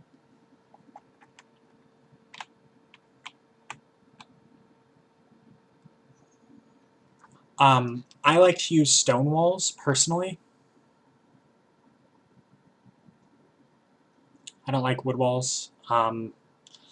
If you're having trouble getting stone, or yeah, if you're having trouble getting stone, then feel free to build wood walls. I mean, hell, I could do wood walls this time. I never do wood walls, so that might be good. Yeah, let's do wood walls. And for the benefit of showing everything, I'm going to move their dining room.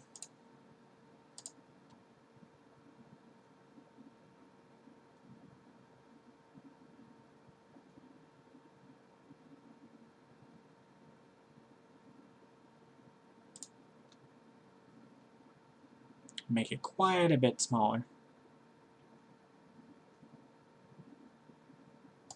Like that. Which means that I can put down one of these.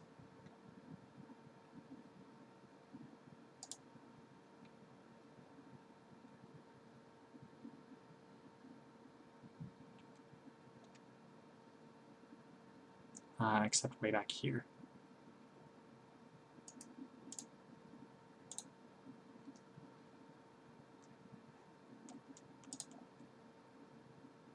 My stream also lags just a tiny bit on my side, mainly because I'm streaming. And it does use up quite a lot of computing power if you know anything about streaming. I say that because it's doing it right now.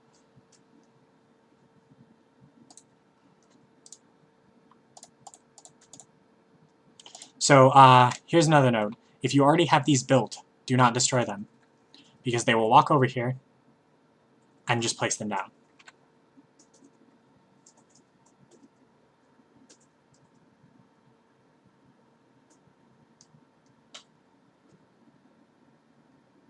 That's actually exactly what I'm going to do.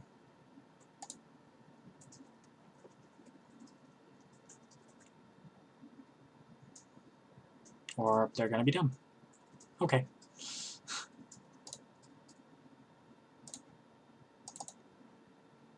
Because he didn't place it on top of it. I hate when they do that. So another stockpile panel is really helpful. As you can see, I only have 8 wood left. Kind of a problem. My fences are almost done, though. I didn't realize there were even fences in this game. That's awesome. Note to self, fences exist. That's great. So we're going to chop this down. And I think I'm going to stick with my original plan of stone. Primarily because I just went and mined out a bunch of stone.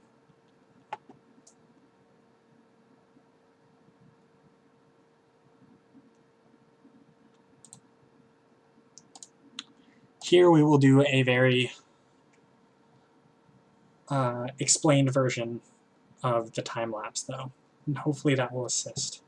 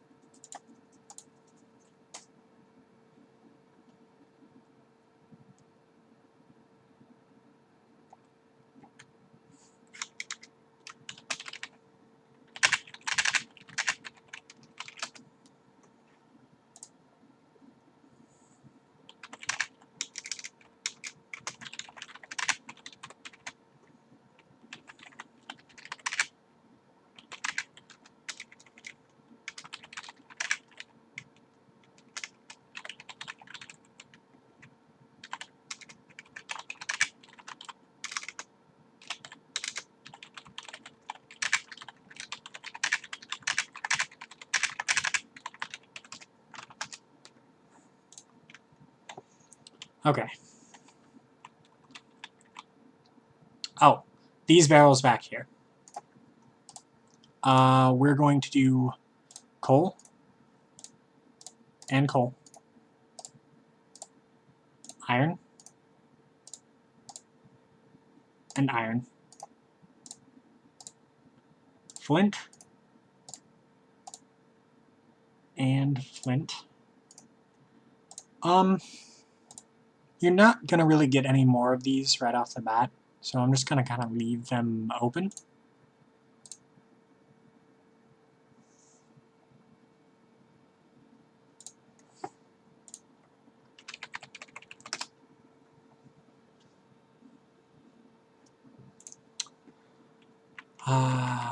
Okay, so that's all cut down. They're starting to move stuff, which is good. I'm going to give them a moment. And hopefully, yes, they are beginning to do this. Great. They will start moving all the stone up after all of that is done.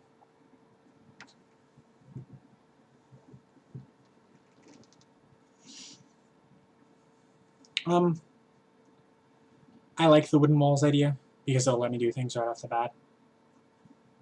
The problem with it is that you use an enormous amount of wood doing that. Like, more than you should have to use to build houses. And I did just go get all that stone. So we'll do one wooden... I'm going to stick with my idea of stone, just because I have all the stone already. So, yeah.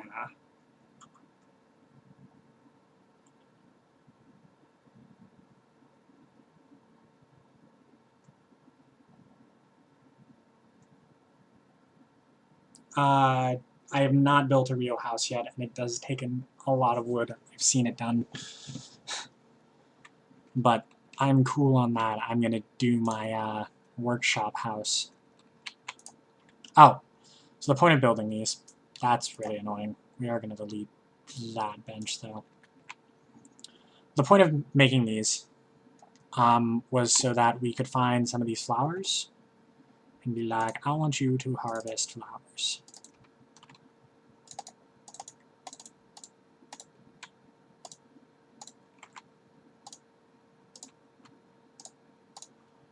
We're going to have them do some of this. Those and these.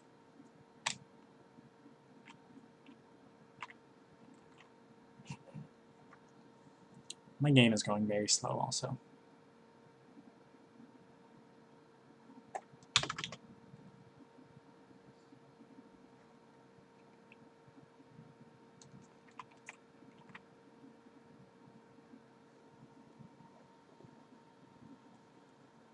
Okay, they're off harvesting those.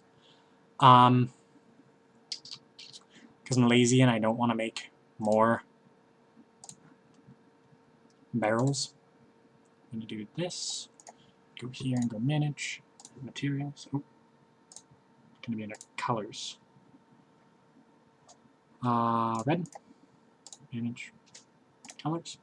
Blue, manage colors. Yellow.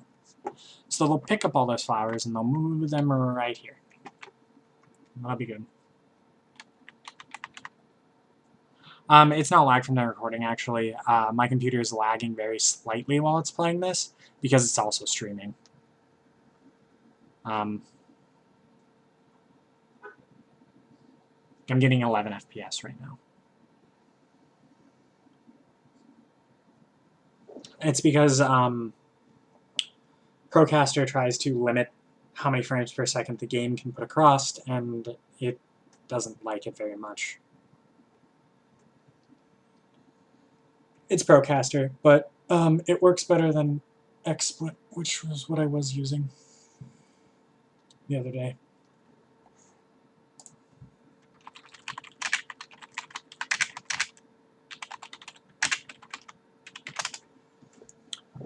Okay, so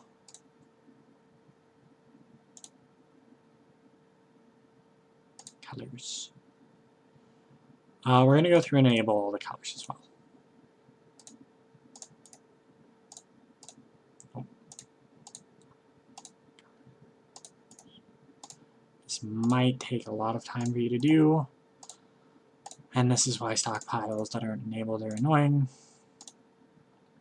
Purple.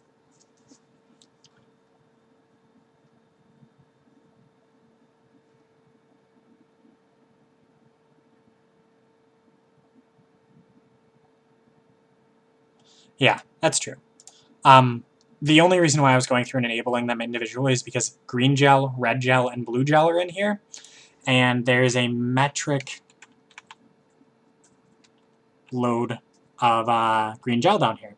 Which means if I enabled that, all of my people would be like, ooh, green gel, and run down there and start picking it all up. And I'd be like, great. I have a bunch of people down in the dungeon where I don't want them. As you can see here, this is very important. Right here.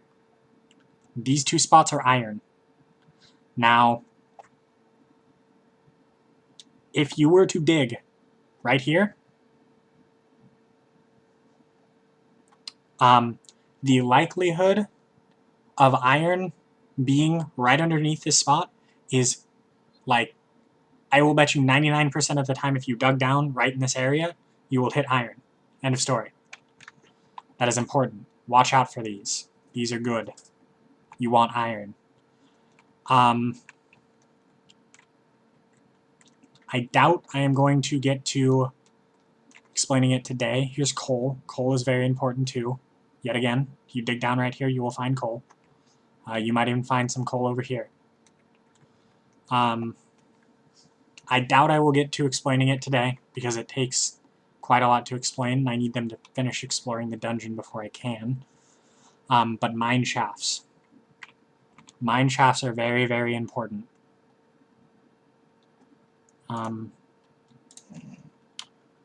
They're under buildings. They're right here. If you read it, it says used to extract minerals without destroying the terrain. So the good thing about this is this creates unlimited minerals. It takes time, not too much time, but it is very good. So on coal, you need a 4x4 section like this, and it has to be over something like iron. Notice how you can't do it on stone? Iron, coal, gravel, what have you, it can produce it. Copper, silver, gold. It has to be a 4x4 section of uninterrupted space. Oh, okay. I thought it could be used on gold and other things as well, but coal, iron, and copper. 4x4 uninterrupted space. It requires 2 torches, which are made with wood and coal, 2 wood, and an iron. Just for future reference. Those are very important.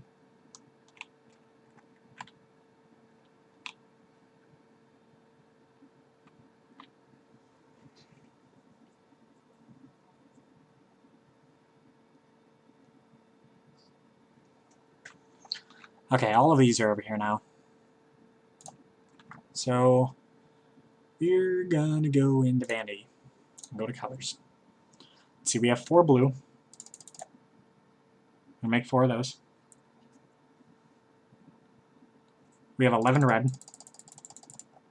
Gonna make 11 of those. And we have 11 yellow. Make 11 of those as well.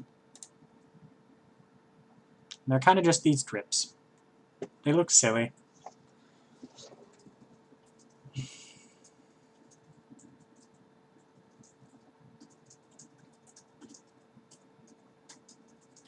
So this takes some pre-planning.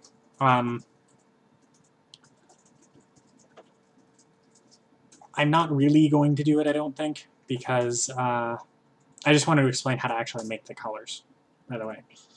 But in walls, under decorative, not under decorative. Under stone walls, maybe. There used to be green walls. Used to be able to make walls that had colors on them. Anyways, they're used for roofs now. You can use the color to make colored roofs.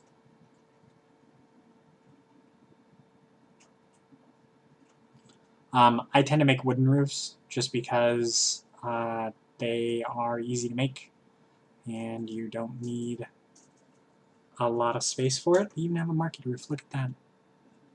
A clay roof. But I want to show you color making. Yeah, there used to be a section that was like this. It was just a stone wall, like very thin, like this was, and you could color them, and they'd come up colored. That was back in like 0.4 or something though. It's been a while. Yeah, you can do light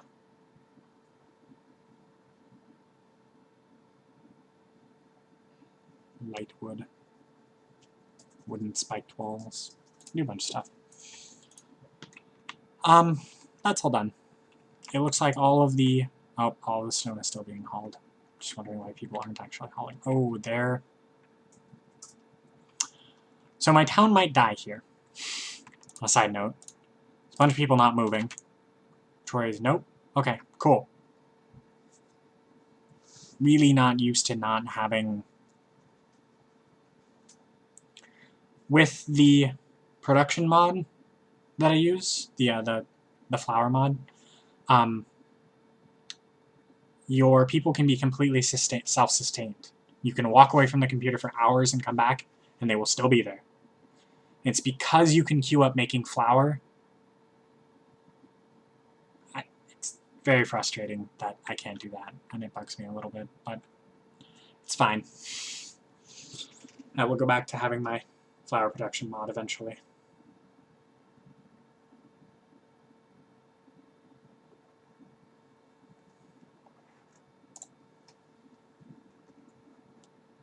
I do want to change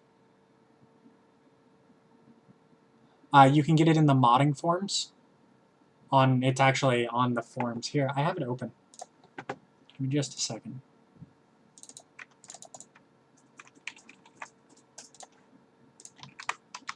There you go.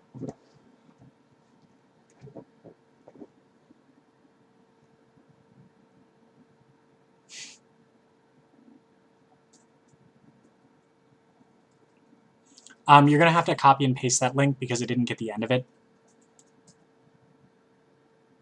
So just copy it out of the window. I had it open already. It was just open in a tab. Holly.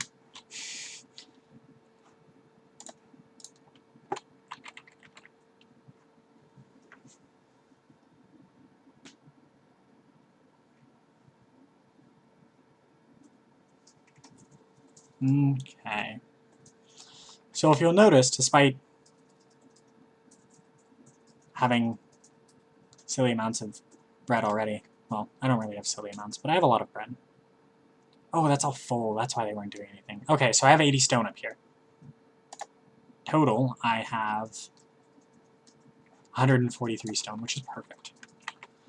They're going to finish the bread making.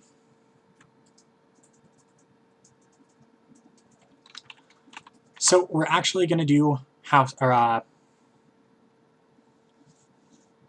the walls now. So we're going to do stone walls. So what you're going to want to do is build walls completely around your buildings. I just did that really well, dumb, but okay. So we're going to pause real quick. I'm going to cancel order. I'm going to cancel from here to here. This is going to leave an area for doors for all of these zones. So these are going to be my doors. It's going to be a door between the two, as well as a door on each end. Actually, there isn't going to be a door on each end. Yeah, there will be. Okay. As well as doors from the front and back. And eventually these will have doors too. The reason why these will have doors is this is actually going to be turned into a storeroom. I'll do it now. How about that? So, I'm going to build walls out like this. Oh, okay. That needs to be there. And we'll cancel that order.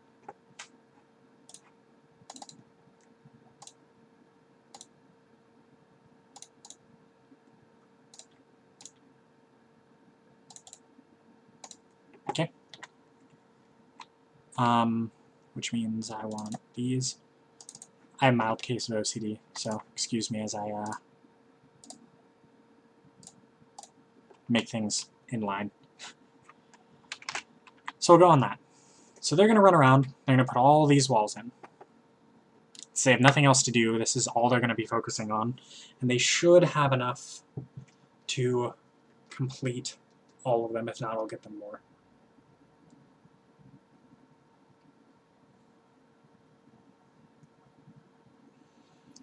On the same note of mods, as well as the flower production mod, I use... Give me just a second.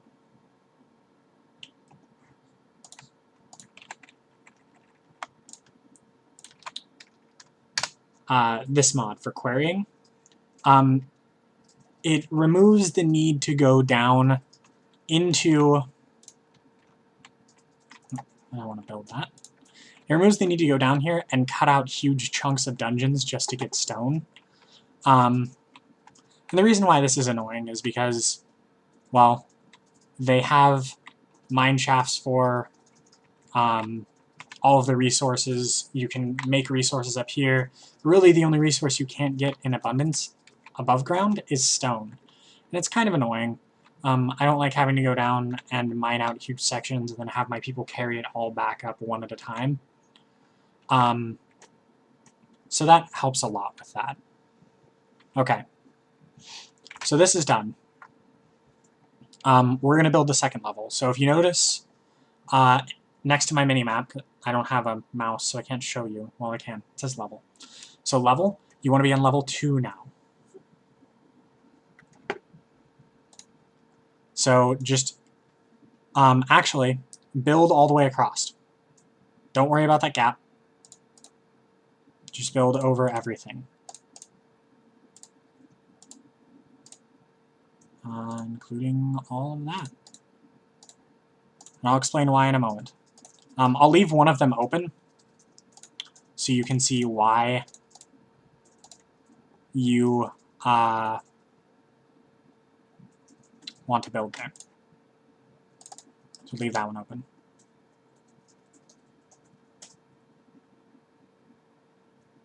Yes, it is the querying one. The reason why it's saying do not exist is because you have to copy and paste it, because the last part of the link is actually cut off by live stream.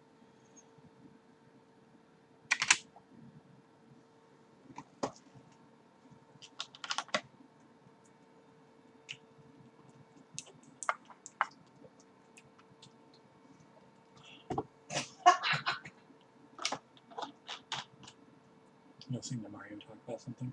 Huh? Listening to Mario talk about something.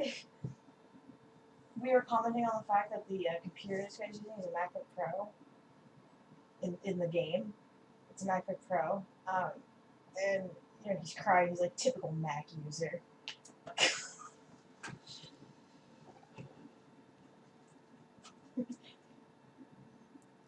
Alright, so you'll see this happen sometimes, where it didn't have the connecting piece on either side, so he tried to put it in, but it couldn't. That's why sometimes you want to leave them out, but generally I'd build them, or try to build them anyways. Generally they're smart enough to put them in. Fix the pathing a lot.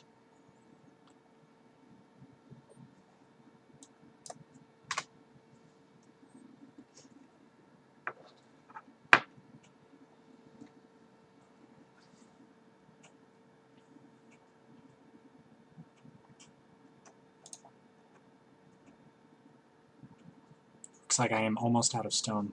They're going down here to get stone from here, which could potentially be a problem. But I think they should have enough to just finish this out, which would be really nice.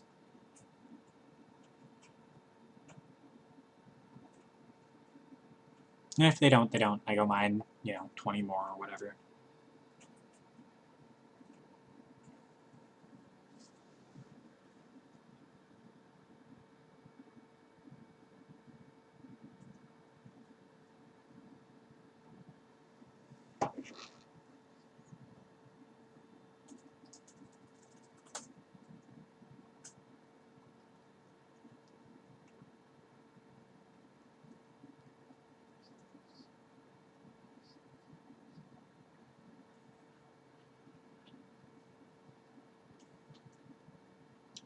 Once they run out of stone, they should go pick up that piece that's over there and use it. If they don't, I'm going to be a little bit annoyed, but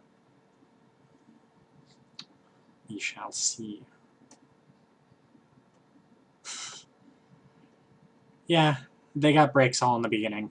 Normally I would have had this done in like 50 minutes. I build towns a lot faster than this when I'm not walking through everything.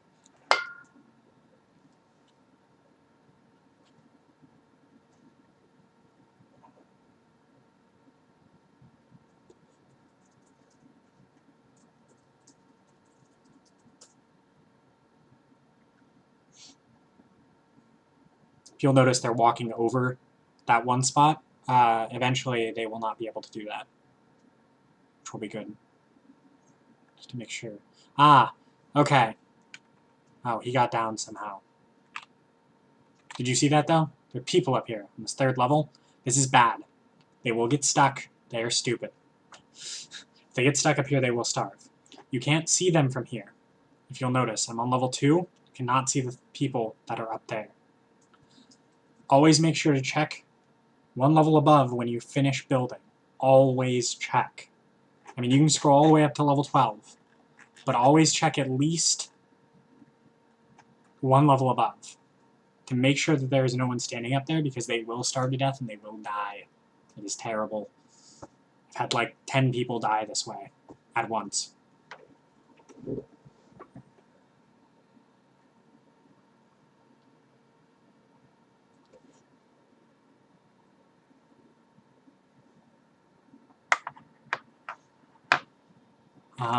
We also might be out of food, which we are. So they're going to stop doing what they're doing to go over there. We're also out of stone. So, first of all, I'm going to try to get them to rebuild that with that piece. Hopefully they will. We need about another 10. So we'll just go down here and hit 9. And tell them to take out a chunk about that. That won't be too much stone for them to carry out.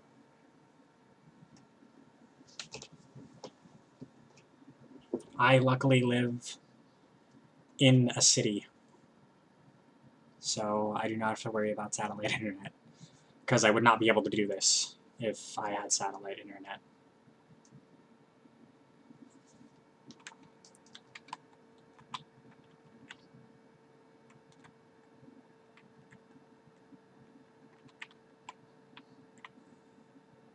So they're off making bread, which is good. All of the people will eat.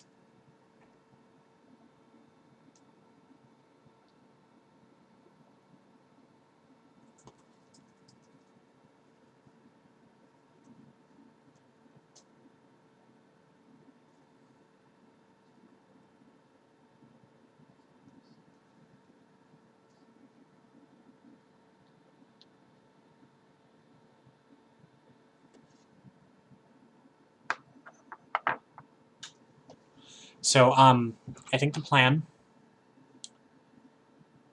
I'm going to finish the house. I'm going to build some more stuff to show you. And then after I finish building, I'm going to be... Oh, there's a siege. Okay, we're going to see how bad this is. And here we go. It's 2 green slimes. It's not that bad. They're going to rush towards my towns. They'll meet a couple of people on the way and they'll die. Oh, for the record, if you are playing this mode and it is your first time, another advice that I have is you can hit escape, go to options, go to game, and if you click this, you can disable sieges. It means that no sieges will ever happen. You don't have to worry about getting attacked by sieges. It's great. You can make them easy, or you can put them on normal like it is. Normally. Oh, that's so much better. Thank God for fences.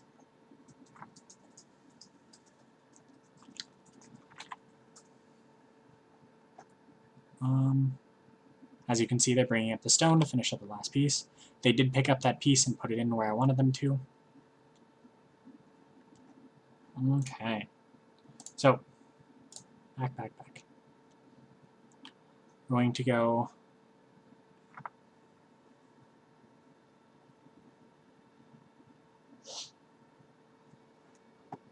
hold on.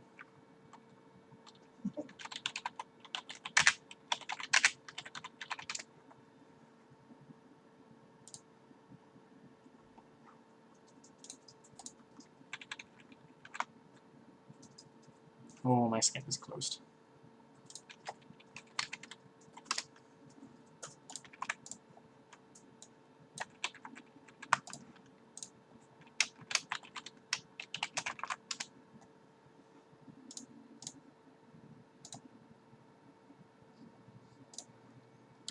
It is over in the other stream.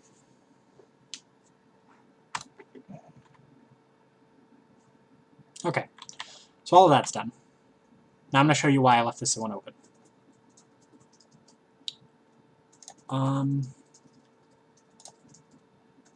So we're going to put in wooden doors. Door, door, door, door, door, door, door, door, and door.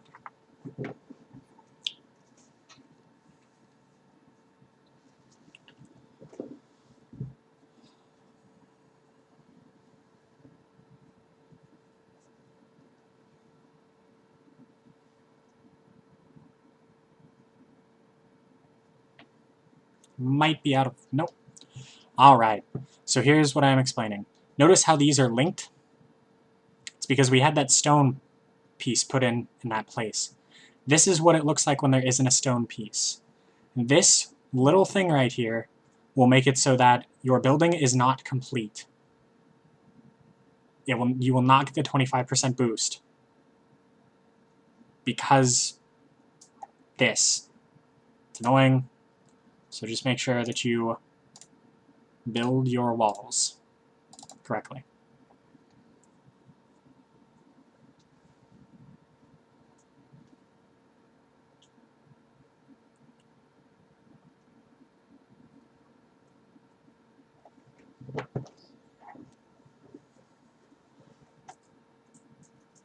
Plenty of stone. Oh, okay, she put it in. Okay, so the roof. Okay, so here's what you want to do first. You want to build scaffolding. This is very important. Your people can't actually get up here right now. Oh, see this guy? He's stuck up here. I'm glad I looked. This guy is very much stuck. So this is how we're going to get him down.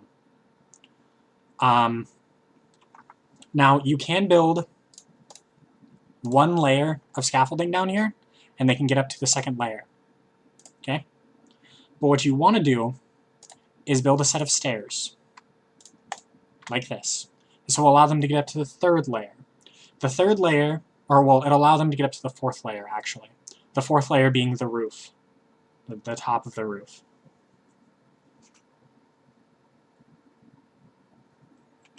Okay? So they spawn scaffolding magically, by the way. Okay, he can get down now and go get food if he wants, which he's actually just tired. So roofs. Wooden roof. This is how you do roofing. Do not do roofing any other way.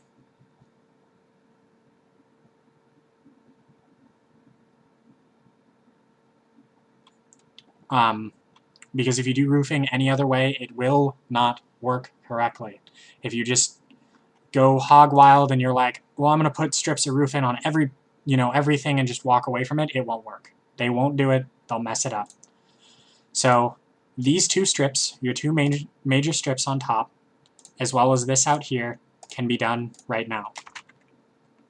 So we're going to run in. I only have 58 wood.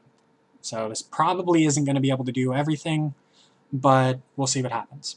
That's definitely not going to be able to do everything. But I'm going to do as much as I can right now, and I'll chop down more wood. See, they've already broken something.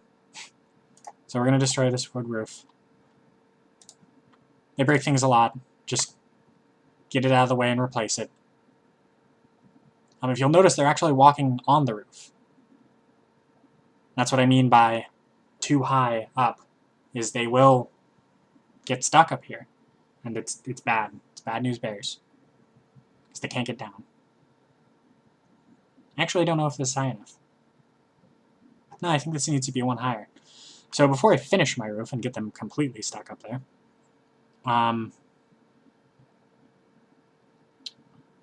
we will go back to log, scaffolding. I am on 3, yes. 1 there, 2, 1 there, 1 here. So just build stairs.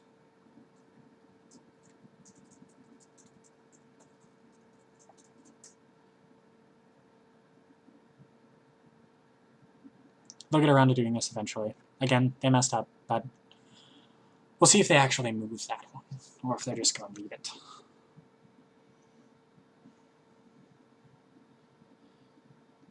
The problem is, as well, is that they set them. I don't know if these guys are stuck or not. I don't think they are. Here's how you can test if things are stuck. Give them all one big job to do. Nope, they're not stuck. The problem with this is that it's in the way.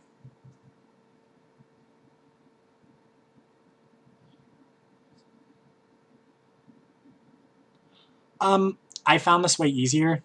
It makes it so that it doesn't confuse me as much, to be honest.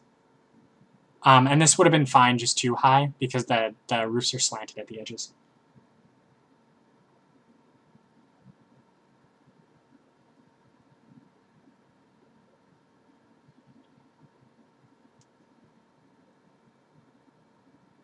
Yeah, I can do that.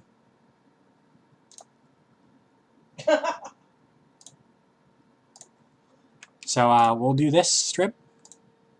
And then it's easiest to tell from here which strip you're working on.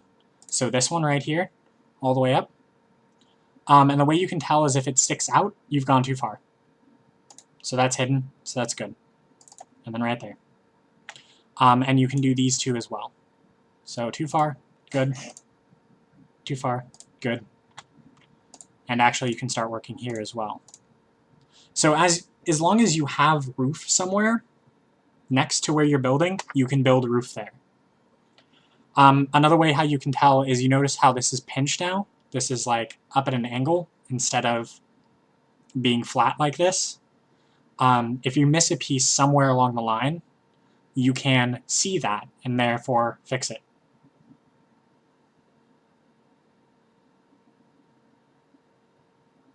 See, like that one's a block because this piece isn't here. Eventually someone will come up and put a piece there, hopefully.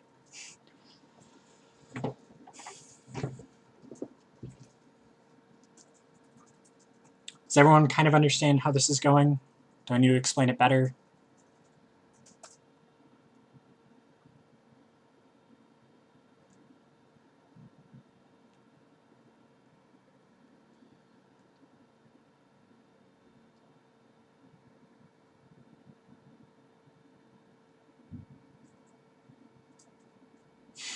Okay.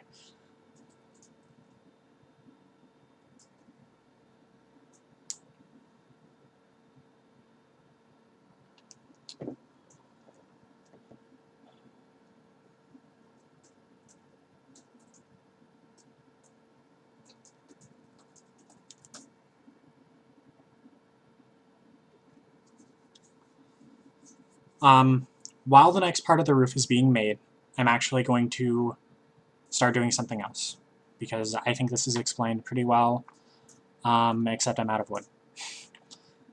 So while the wood is growing, I'm going to do something else.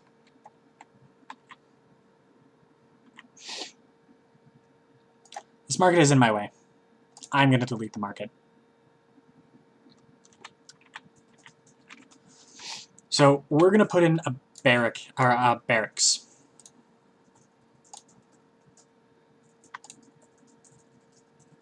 Has to be fairly large. And I want that space open. So we're just going to do that. You can change the owner to the groups. Eventually you're going to have to need multiple barracks if you want to have multiple things. Thank you for reminding me about food.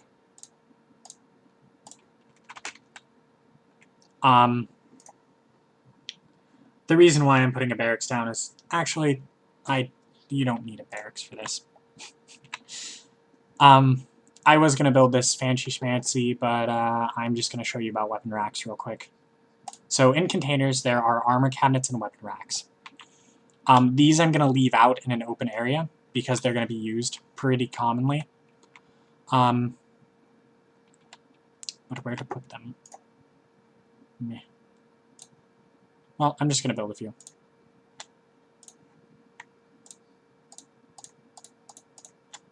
Like that. And then like that. These will take wood to make.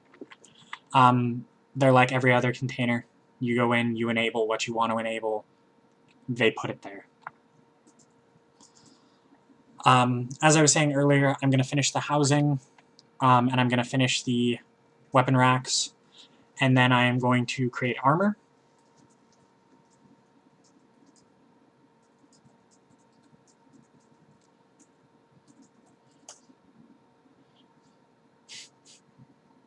You can do that too. I'm going to create armor and weapons. I'm going to show you how to equip armor and weapons, and then I think I am going to be done. It's been 2 hours and 20 minutes. I've pretty much explained most of the basics. If there's anything else, you are welcome to I will give you the stream that I'm usually in. I'm usually not in my personal stream, actually. I stream for a much bigger stream. And you can come watch games there. You can come ask questions there. I'm generally around. I'm on Steam. And I'm on the forums now. So I will keep an eye on the forums. If you guys have any more questions, I can boot up my live stream and I can show you more stuff. Who knows, maybe I'll be helping Rev in the future with doing YouTube videos. We'll see what happens. I think they're out of wood. So we're going to chop down these trees again.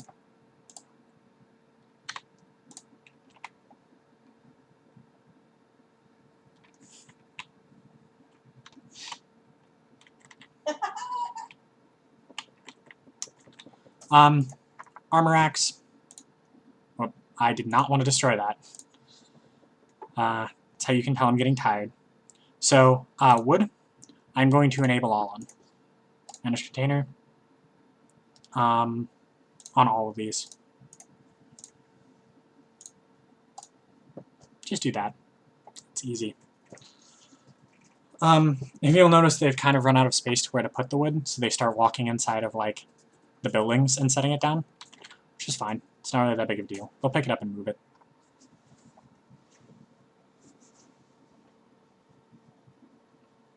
Yeah, I was actually asked to do tutorials, like to just make tutorials, and I really don't like it because it's very one-sided. If you lose track or, like, don't explain something, there's no one there to really check you or ask a question. So I kind of like this. For the weapon racks,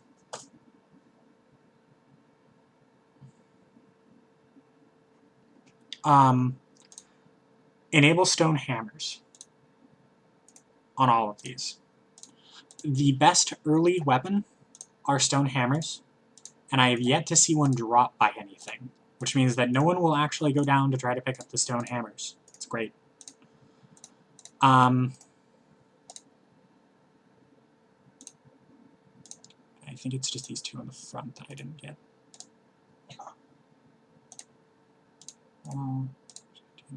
Wood, enable all. Okay, so all these armor racks are enabled. We have a bunch more wood. So we're going to tell them to finish up this stuff real quick. They do also make raw food barrels and prepared food barrels, which you would normally put down. I put those behind the bakery, like the raw food behind the bakery. And then I actually put the prepared food near the kitchen or inside, or near the dining room or inside of the dining room even. Because you can build them on tiles here. You can just be like, prepared food. Bam, bam, bam, bam, bam, bam, bam. And they'll go make a bunch of barrels.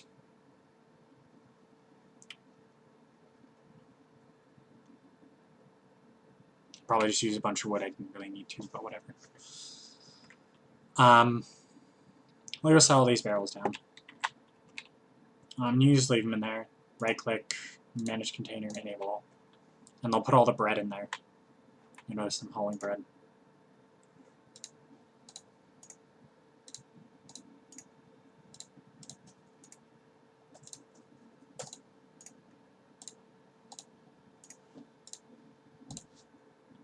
There you go. So they're putting the bread in there, which is good. They'll keep it stored. It's better than leaving it out.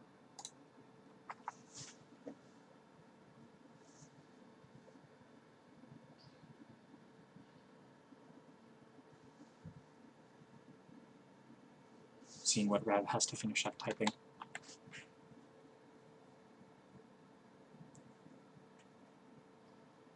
If you're talking about the sticking glitch, they actually fixed that in version 8. Okay. They had a glitch where your people would actually get stuck on barrels, and you would have to delete the barrel, losing all the contents as well. I see what you mean, as she goes and stands on the barrel. Okay, well, Oh yeah, because the saves aren't transferable between 7 and 8.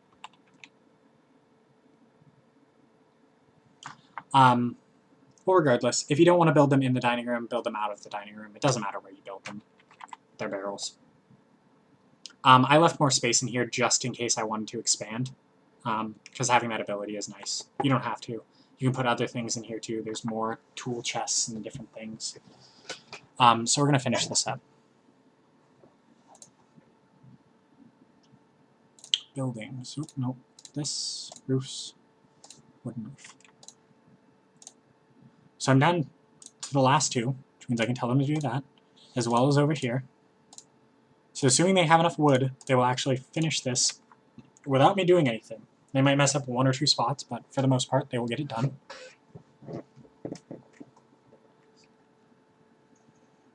Let's see how much wood I do have in stock. 21, not enough. So we'll have them chop down this. And if you ever feel like you don't have enough wood, just till out more areas and plant more trees. Don't plant directly on the edge, though. I will explain why. Well, I'll explain why now, since I won't be here in a bit. If you want to wall in your fortress and make 1 door entrance or 2 door entrances, so you can put down traps for sieges, you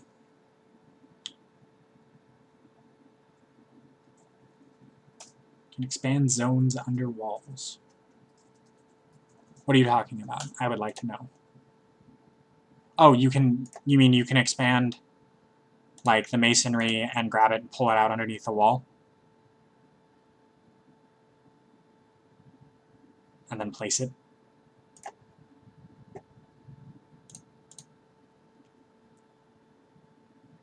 Okay.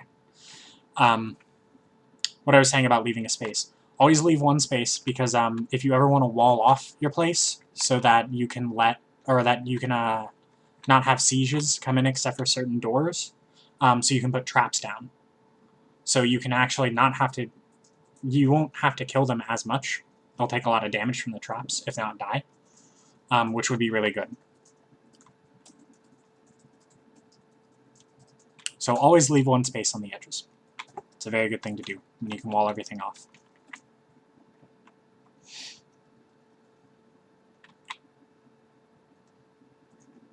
You'll notice them working. Work, work, work away.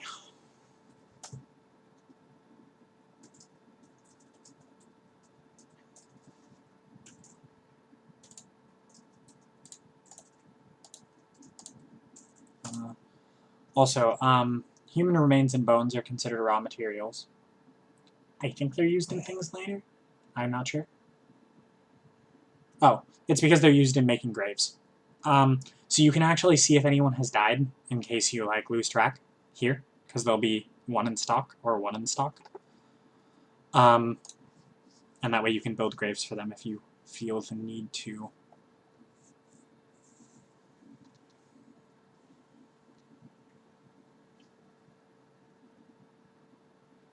As you can see, everyone is almost done, which is good.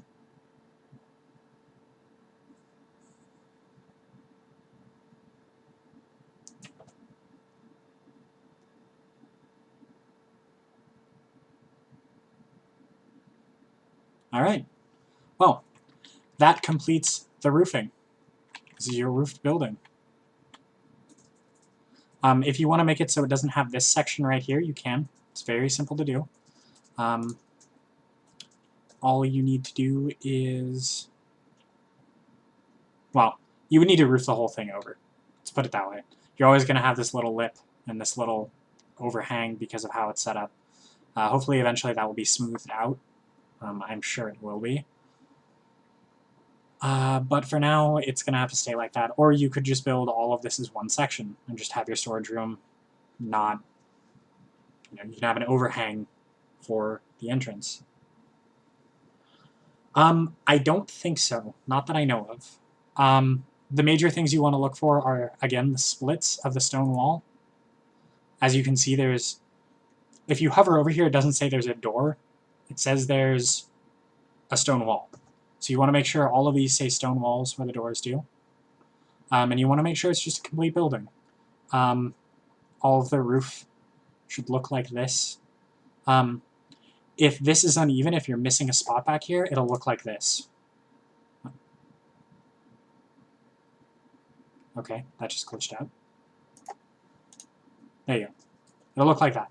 You'll have that section missing. It's very easy to spot. You'll still be able to see the corner, even in the back. I'm not actually going to fix that because this isn't going to stay. Okay, good. On another note, why is that window stuck open? Stop it. This is for deleting scaffolding. It does not delete anything else. So you can do this. Oh. And it'll only take out the scaffolding. Just so you guys know. Everything else has to be deleted via right-click. Well, delete. Can't really destroy or move. You have to destroy them if you want to remove them. That is very useful if you're building large structures, just so you know, so you don't have to go through and individually right-click each one. We should have plenty of wood now. So we have 13 villagers. I am going to cover armor.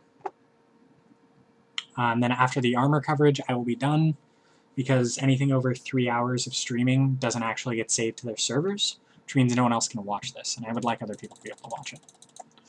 So I'm going to have them make 13 armor of each type.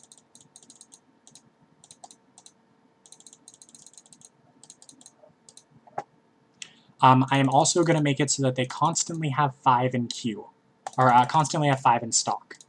This means that if I get new immigrants, I don't have to sit here and be like, oh, well, I need to make armor for you real quick.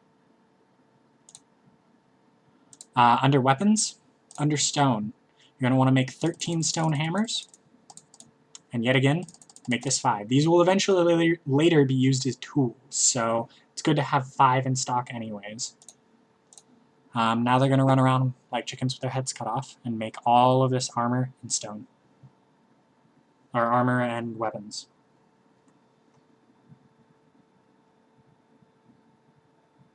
This is correct. If you'll notice, my citizens are very unhappy. 11, 0, 20, 0, 0, 20, or 12, 0, zeros. You make them happier by... Actually, you asked a good question. First of all, you make them happier by giving them furniture. None of them have furniture, so they're all mad at me. You also make them happy by making them not work, which thus gives them idle time, which thus brings you new immigrants. The third feature, which I forgot to tell someone earlier, and he spent an hour and a half not being able to get immigrants, is having open bedrooms. You must have personal rooms that are not claimed. See how these all just say personal rooms? This one says Mary. These ones all have names. You can right-click and hit Change Owner and assign someone this room if you want to. That's perfectly fine. But they will automatically claim rooms. They tend to claim them in order, too, I've noticed, which is kind of nice.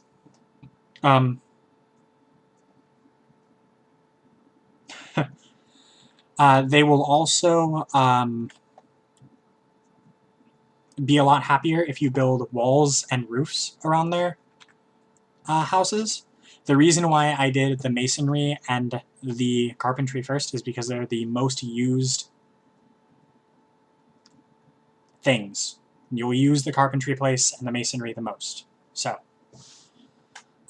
if you'll notice, all my people are A, hungry, and B, moving all of the armor and stuff into their respective racks, and all of the weapons into their respective racks.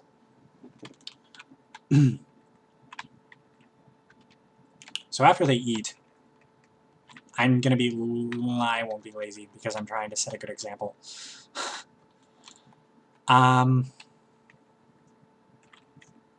So, look at how slow this person's moving. They're so hungry that they can't even move fast enough to get to the bread to eat. Eventually, they will slow completely to a stop, and they will stand there for a couple more days. This is what is referred to as hunger lock. They will not move again. They will starve to death, and no one will bring them food, because all of the townies are assholes to each other. That is the example I'm going with.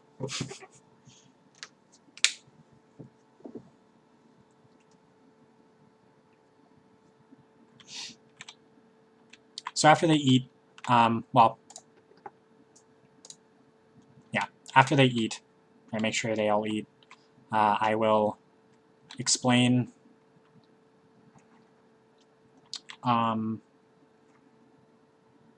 equipping your people, and then after I explain equipping your people, I am going to cut the stream and be done. After I cut the stream, I will post my Skype, my Steam, and the other stream that I stream in, and that way you guys can get a hold of me if you have any questions. And for the people who have joined late, the stream will be uploaded in roughly, probably in 20 or 30 minutes, and you'll be able to watch it from beginning to end.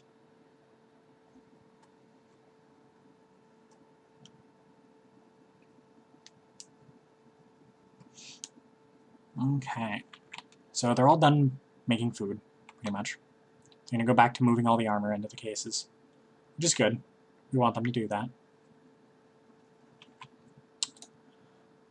So we're going to give him the first wooden breastplate.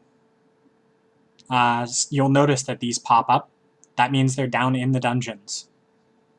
So don't tell them to go grab that. Boots. Helmet. Chest plate. Greaves. Boots. Here, we want to give him a stone hammer. Oh, it looks like... Hold on. Weapons. We only have 3 stone hammers on hand. Why is this? We have stone. We're out of wood. This always happens. Wood is one of the most used resources, so please, please, please plant those trees first. They're important. Trees and wheat. You've learned anything from this, it is that. If you really don't like people placing stuff, or just for future reference, you can right-click doors and hit lock door. Right-click, lock door. They actually won't place them inside. Well, apparently they will. Lock door. Oh.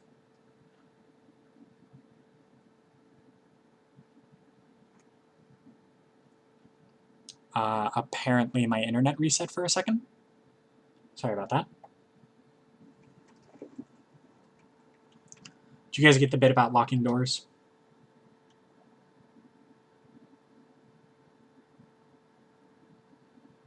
And they're still going to do it. They don't care. Okay. If you right-click, you can lock doors. And you can unlock doors. And you can open them, too.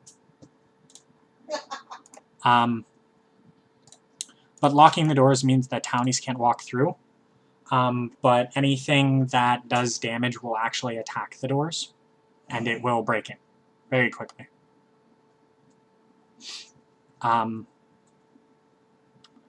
So part of the reason why I have these resources set off to the side is say that you have wood saved up for a certain purpose. Like you have a certain amount of wood, and you're like, okay, I know I need this much wood. You can store all of that wood in here, right-click this door, and hit lock wooden door. And they can't put the wood in there. They can't touch the wood. They can't get out. But they won't. They'll stop trying to move the wood.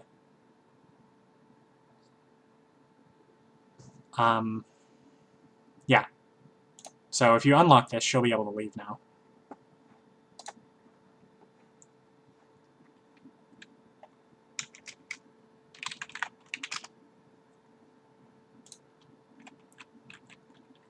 I'm going to check something real quick. I have a friend asking a question. Oh.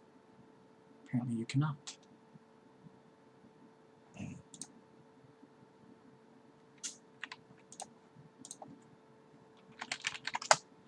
Hey, Rev, do you know what,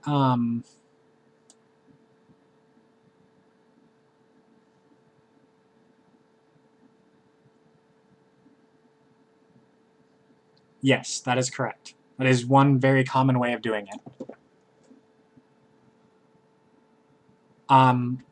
Rev, do you know what the green gel is for? What it's used in?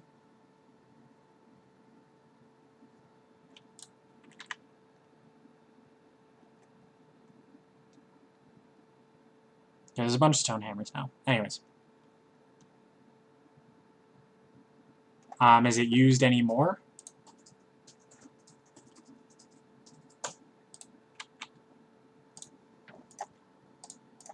So you pretty much just go through and equip all these people.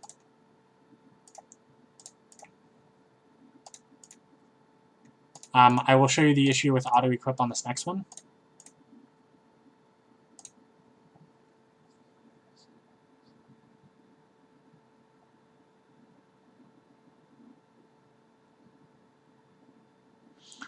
Yes, that's what it's used under. Walls, wooden walls. Sorry, stone walls? Blue gel or blue flowers. It can be used to color things.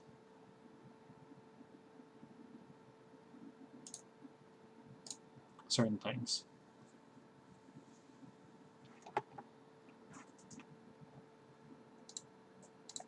Oops, sorry about that.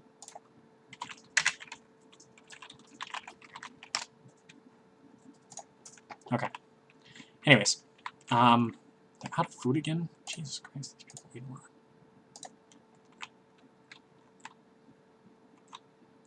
a lot. Okay. So, anyways, I will show you the bad part about this. We are going to hit auto-equip on all of our people real quick and watch them run around like idiots. So they will stop everything they're doing, first of all, to go auto-equip. It doesn't matter if they're making food. It doesn't matter if they're tired. Well, if they're asleep already, they won't. But, and they're all going to just run down into this dungeon. Even this one that's hungry is going to run down here. And the problem with auto-equip is they're all going after the same piece of gear. Let's see if we can find it before they do. You can just follow them.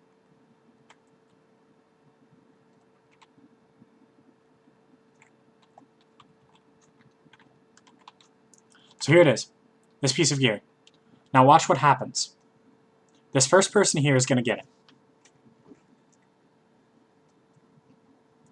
The second person's going to show up and be like, "Aw, that piece of gear isn't there." So is the third and fourth. So is the fifth and sixth. So are all of your townies. They will walk to that one spot and try to get that one piece of gear. Now, that same first person who got that piece of gear, that good piece of gear, is going to run to get the next good piece of gear and pick it up. And all of the townies are going to follow him. And they're going to do this for all 5 pieces. Exactly.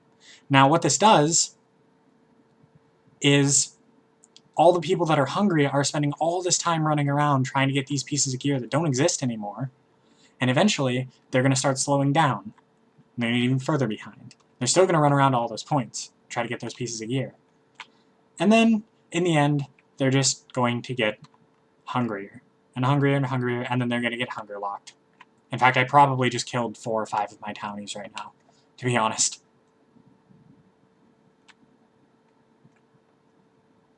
So, it's also going to take a really, really long time for them to do that. Less time than it would take if you just went through and micromanaged. Another thing you can do is auto-equip one at a time, but again, that takes a little while. My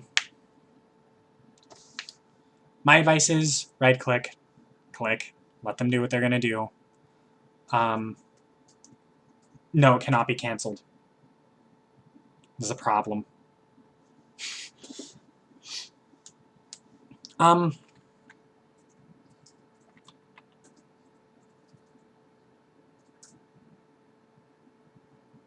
let's see. You can left-click. Left-clicking is probably a lot easier for most people. I play a lot of MMOs, so I'm used to right-clicking on everything. So that pretty much covers the basis. I don't know what else to say. I've gone through pretty much everything I can. I'm about at my time limit. So I hope this has been informative and helpful. And, oh, right. I do have time. All right. So these townies, all these townies are going to die. It's going to be fun. I am, however, going to save real quick before that happens. So if I do want to continue this tutorial, I can. And actually, I'm going to cancel this order.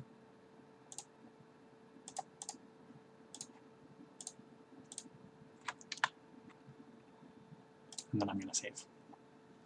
That way, I don't restart the save and it's like, oh, suddenly they're down there mining.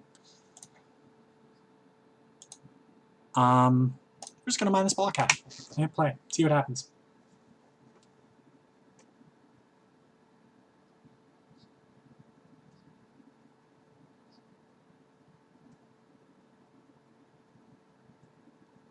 I will do this as much as I can. I have a lot of free time on my hands right now. I took shortened classes, so... And if this doesn't work, which it should, I'll mine over here. I will mine it as something, don't worry.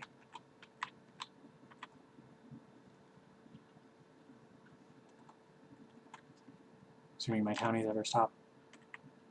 Oh. They're making food right now, so give them a moment. We're actually going to hit cancel on this back part, because I don't have that much time left. I'd like to get this done in the next 2 minutes.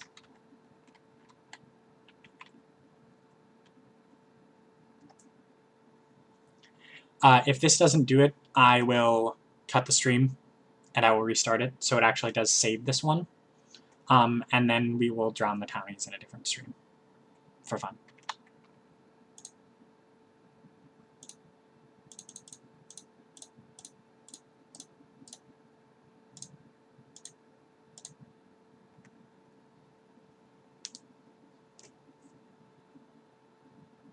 Okay, yeah, we'll do that. Priority. So here's where priorities come in handy. Mine and dig is now a priority. Everyone should stop cooking soon when they finish doing their task that they're on.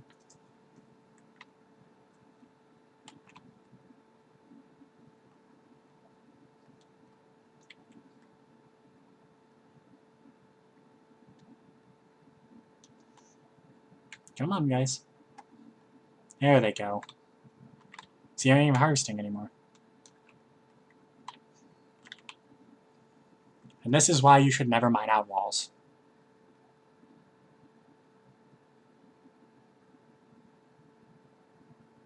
Yeah. What?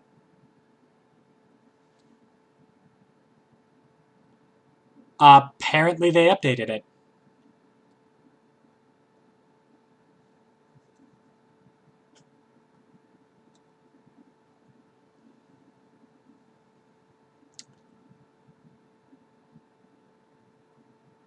So disregard what I said. Apparently they made it so that the endless water actually has a bottom. Like this right here has a bottom under it. If you were to mine it out here, yeah, it would suck. But it has a bottom to it apparently now, which is good. You can't accidentally mine it out by this. You can, however, do this. Which is something you want to avoid doing.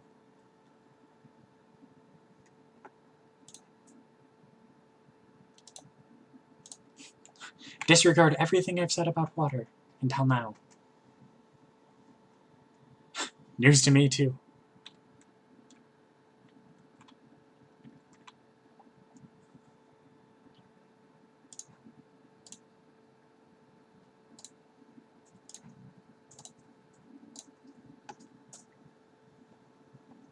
But we'll watch them drown themselves anyways, because it's funny.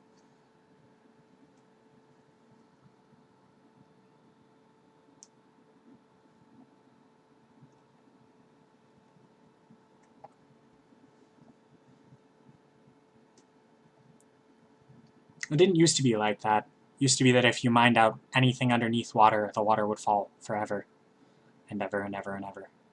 And it was bad. Oh, there it goes. Dead.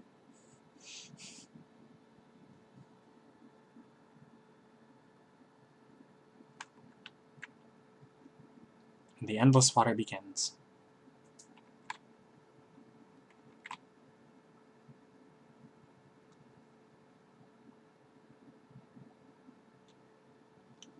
That wasn't quite as bad, but it has been worse. The other really annoying thing about the water doing this, it will actually destroy all of this stuff.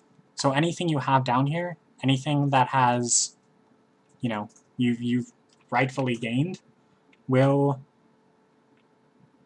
yeah, it will destroy everything. Everything you love. The only reason why this is flowing so slowly is because this is only one, it's transferring through one diagonal block. So it's moving one block at a time, so everything is shifting one block. If, say, you know, you cut open, and especially because it's a diagonal block. If it had been a straight block, this would be going much faster and didn't have to flow through here. Had I cut this open and it had fallen like one of these blocks over, this would have flooded instantly. Like you wouldn't have, you could pause it and try to move your people, but they wouldn't move fast enough.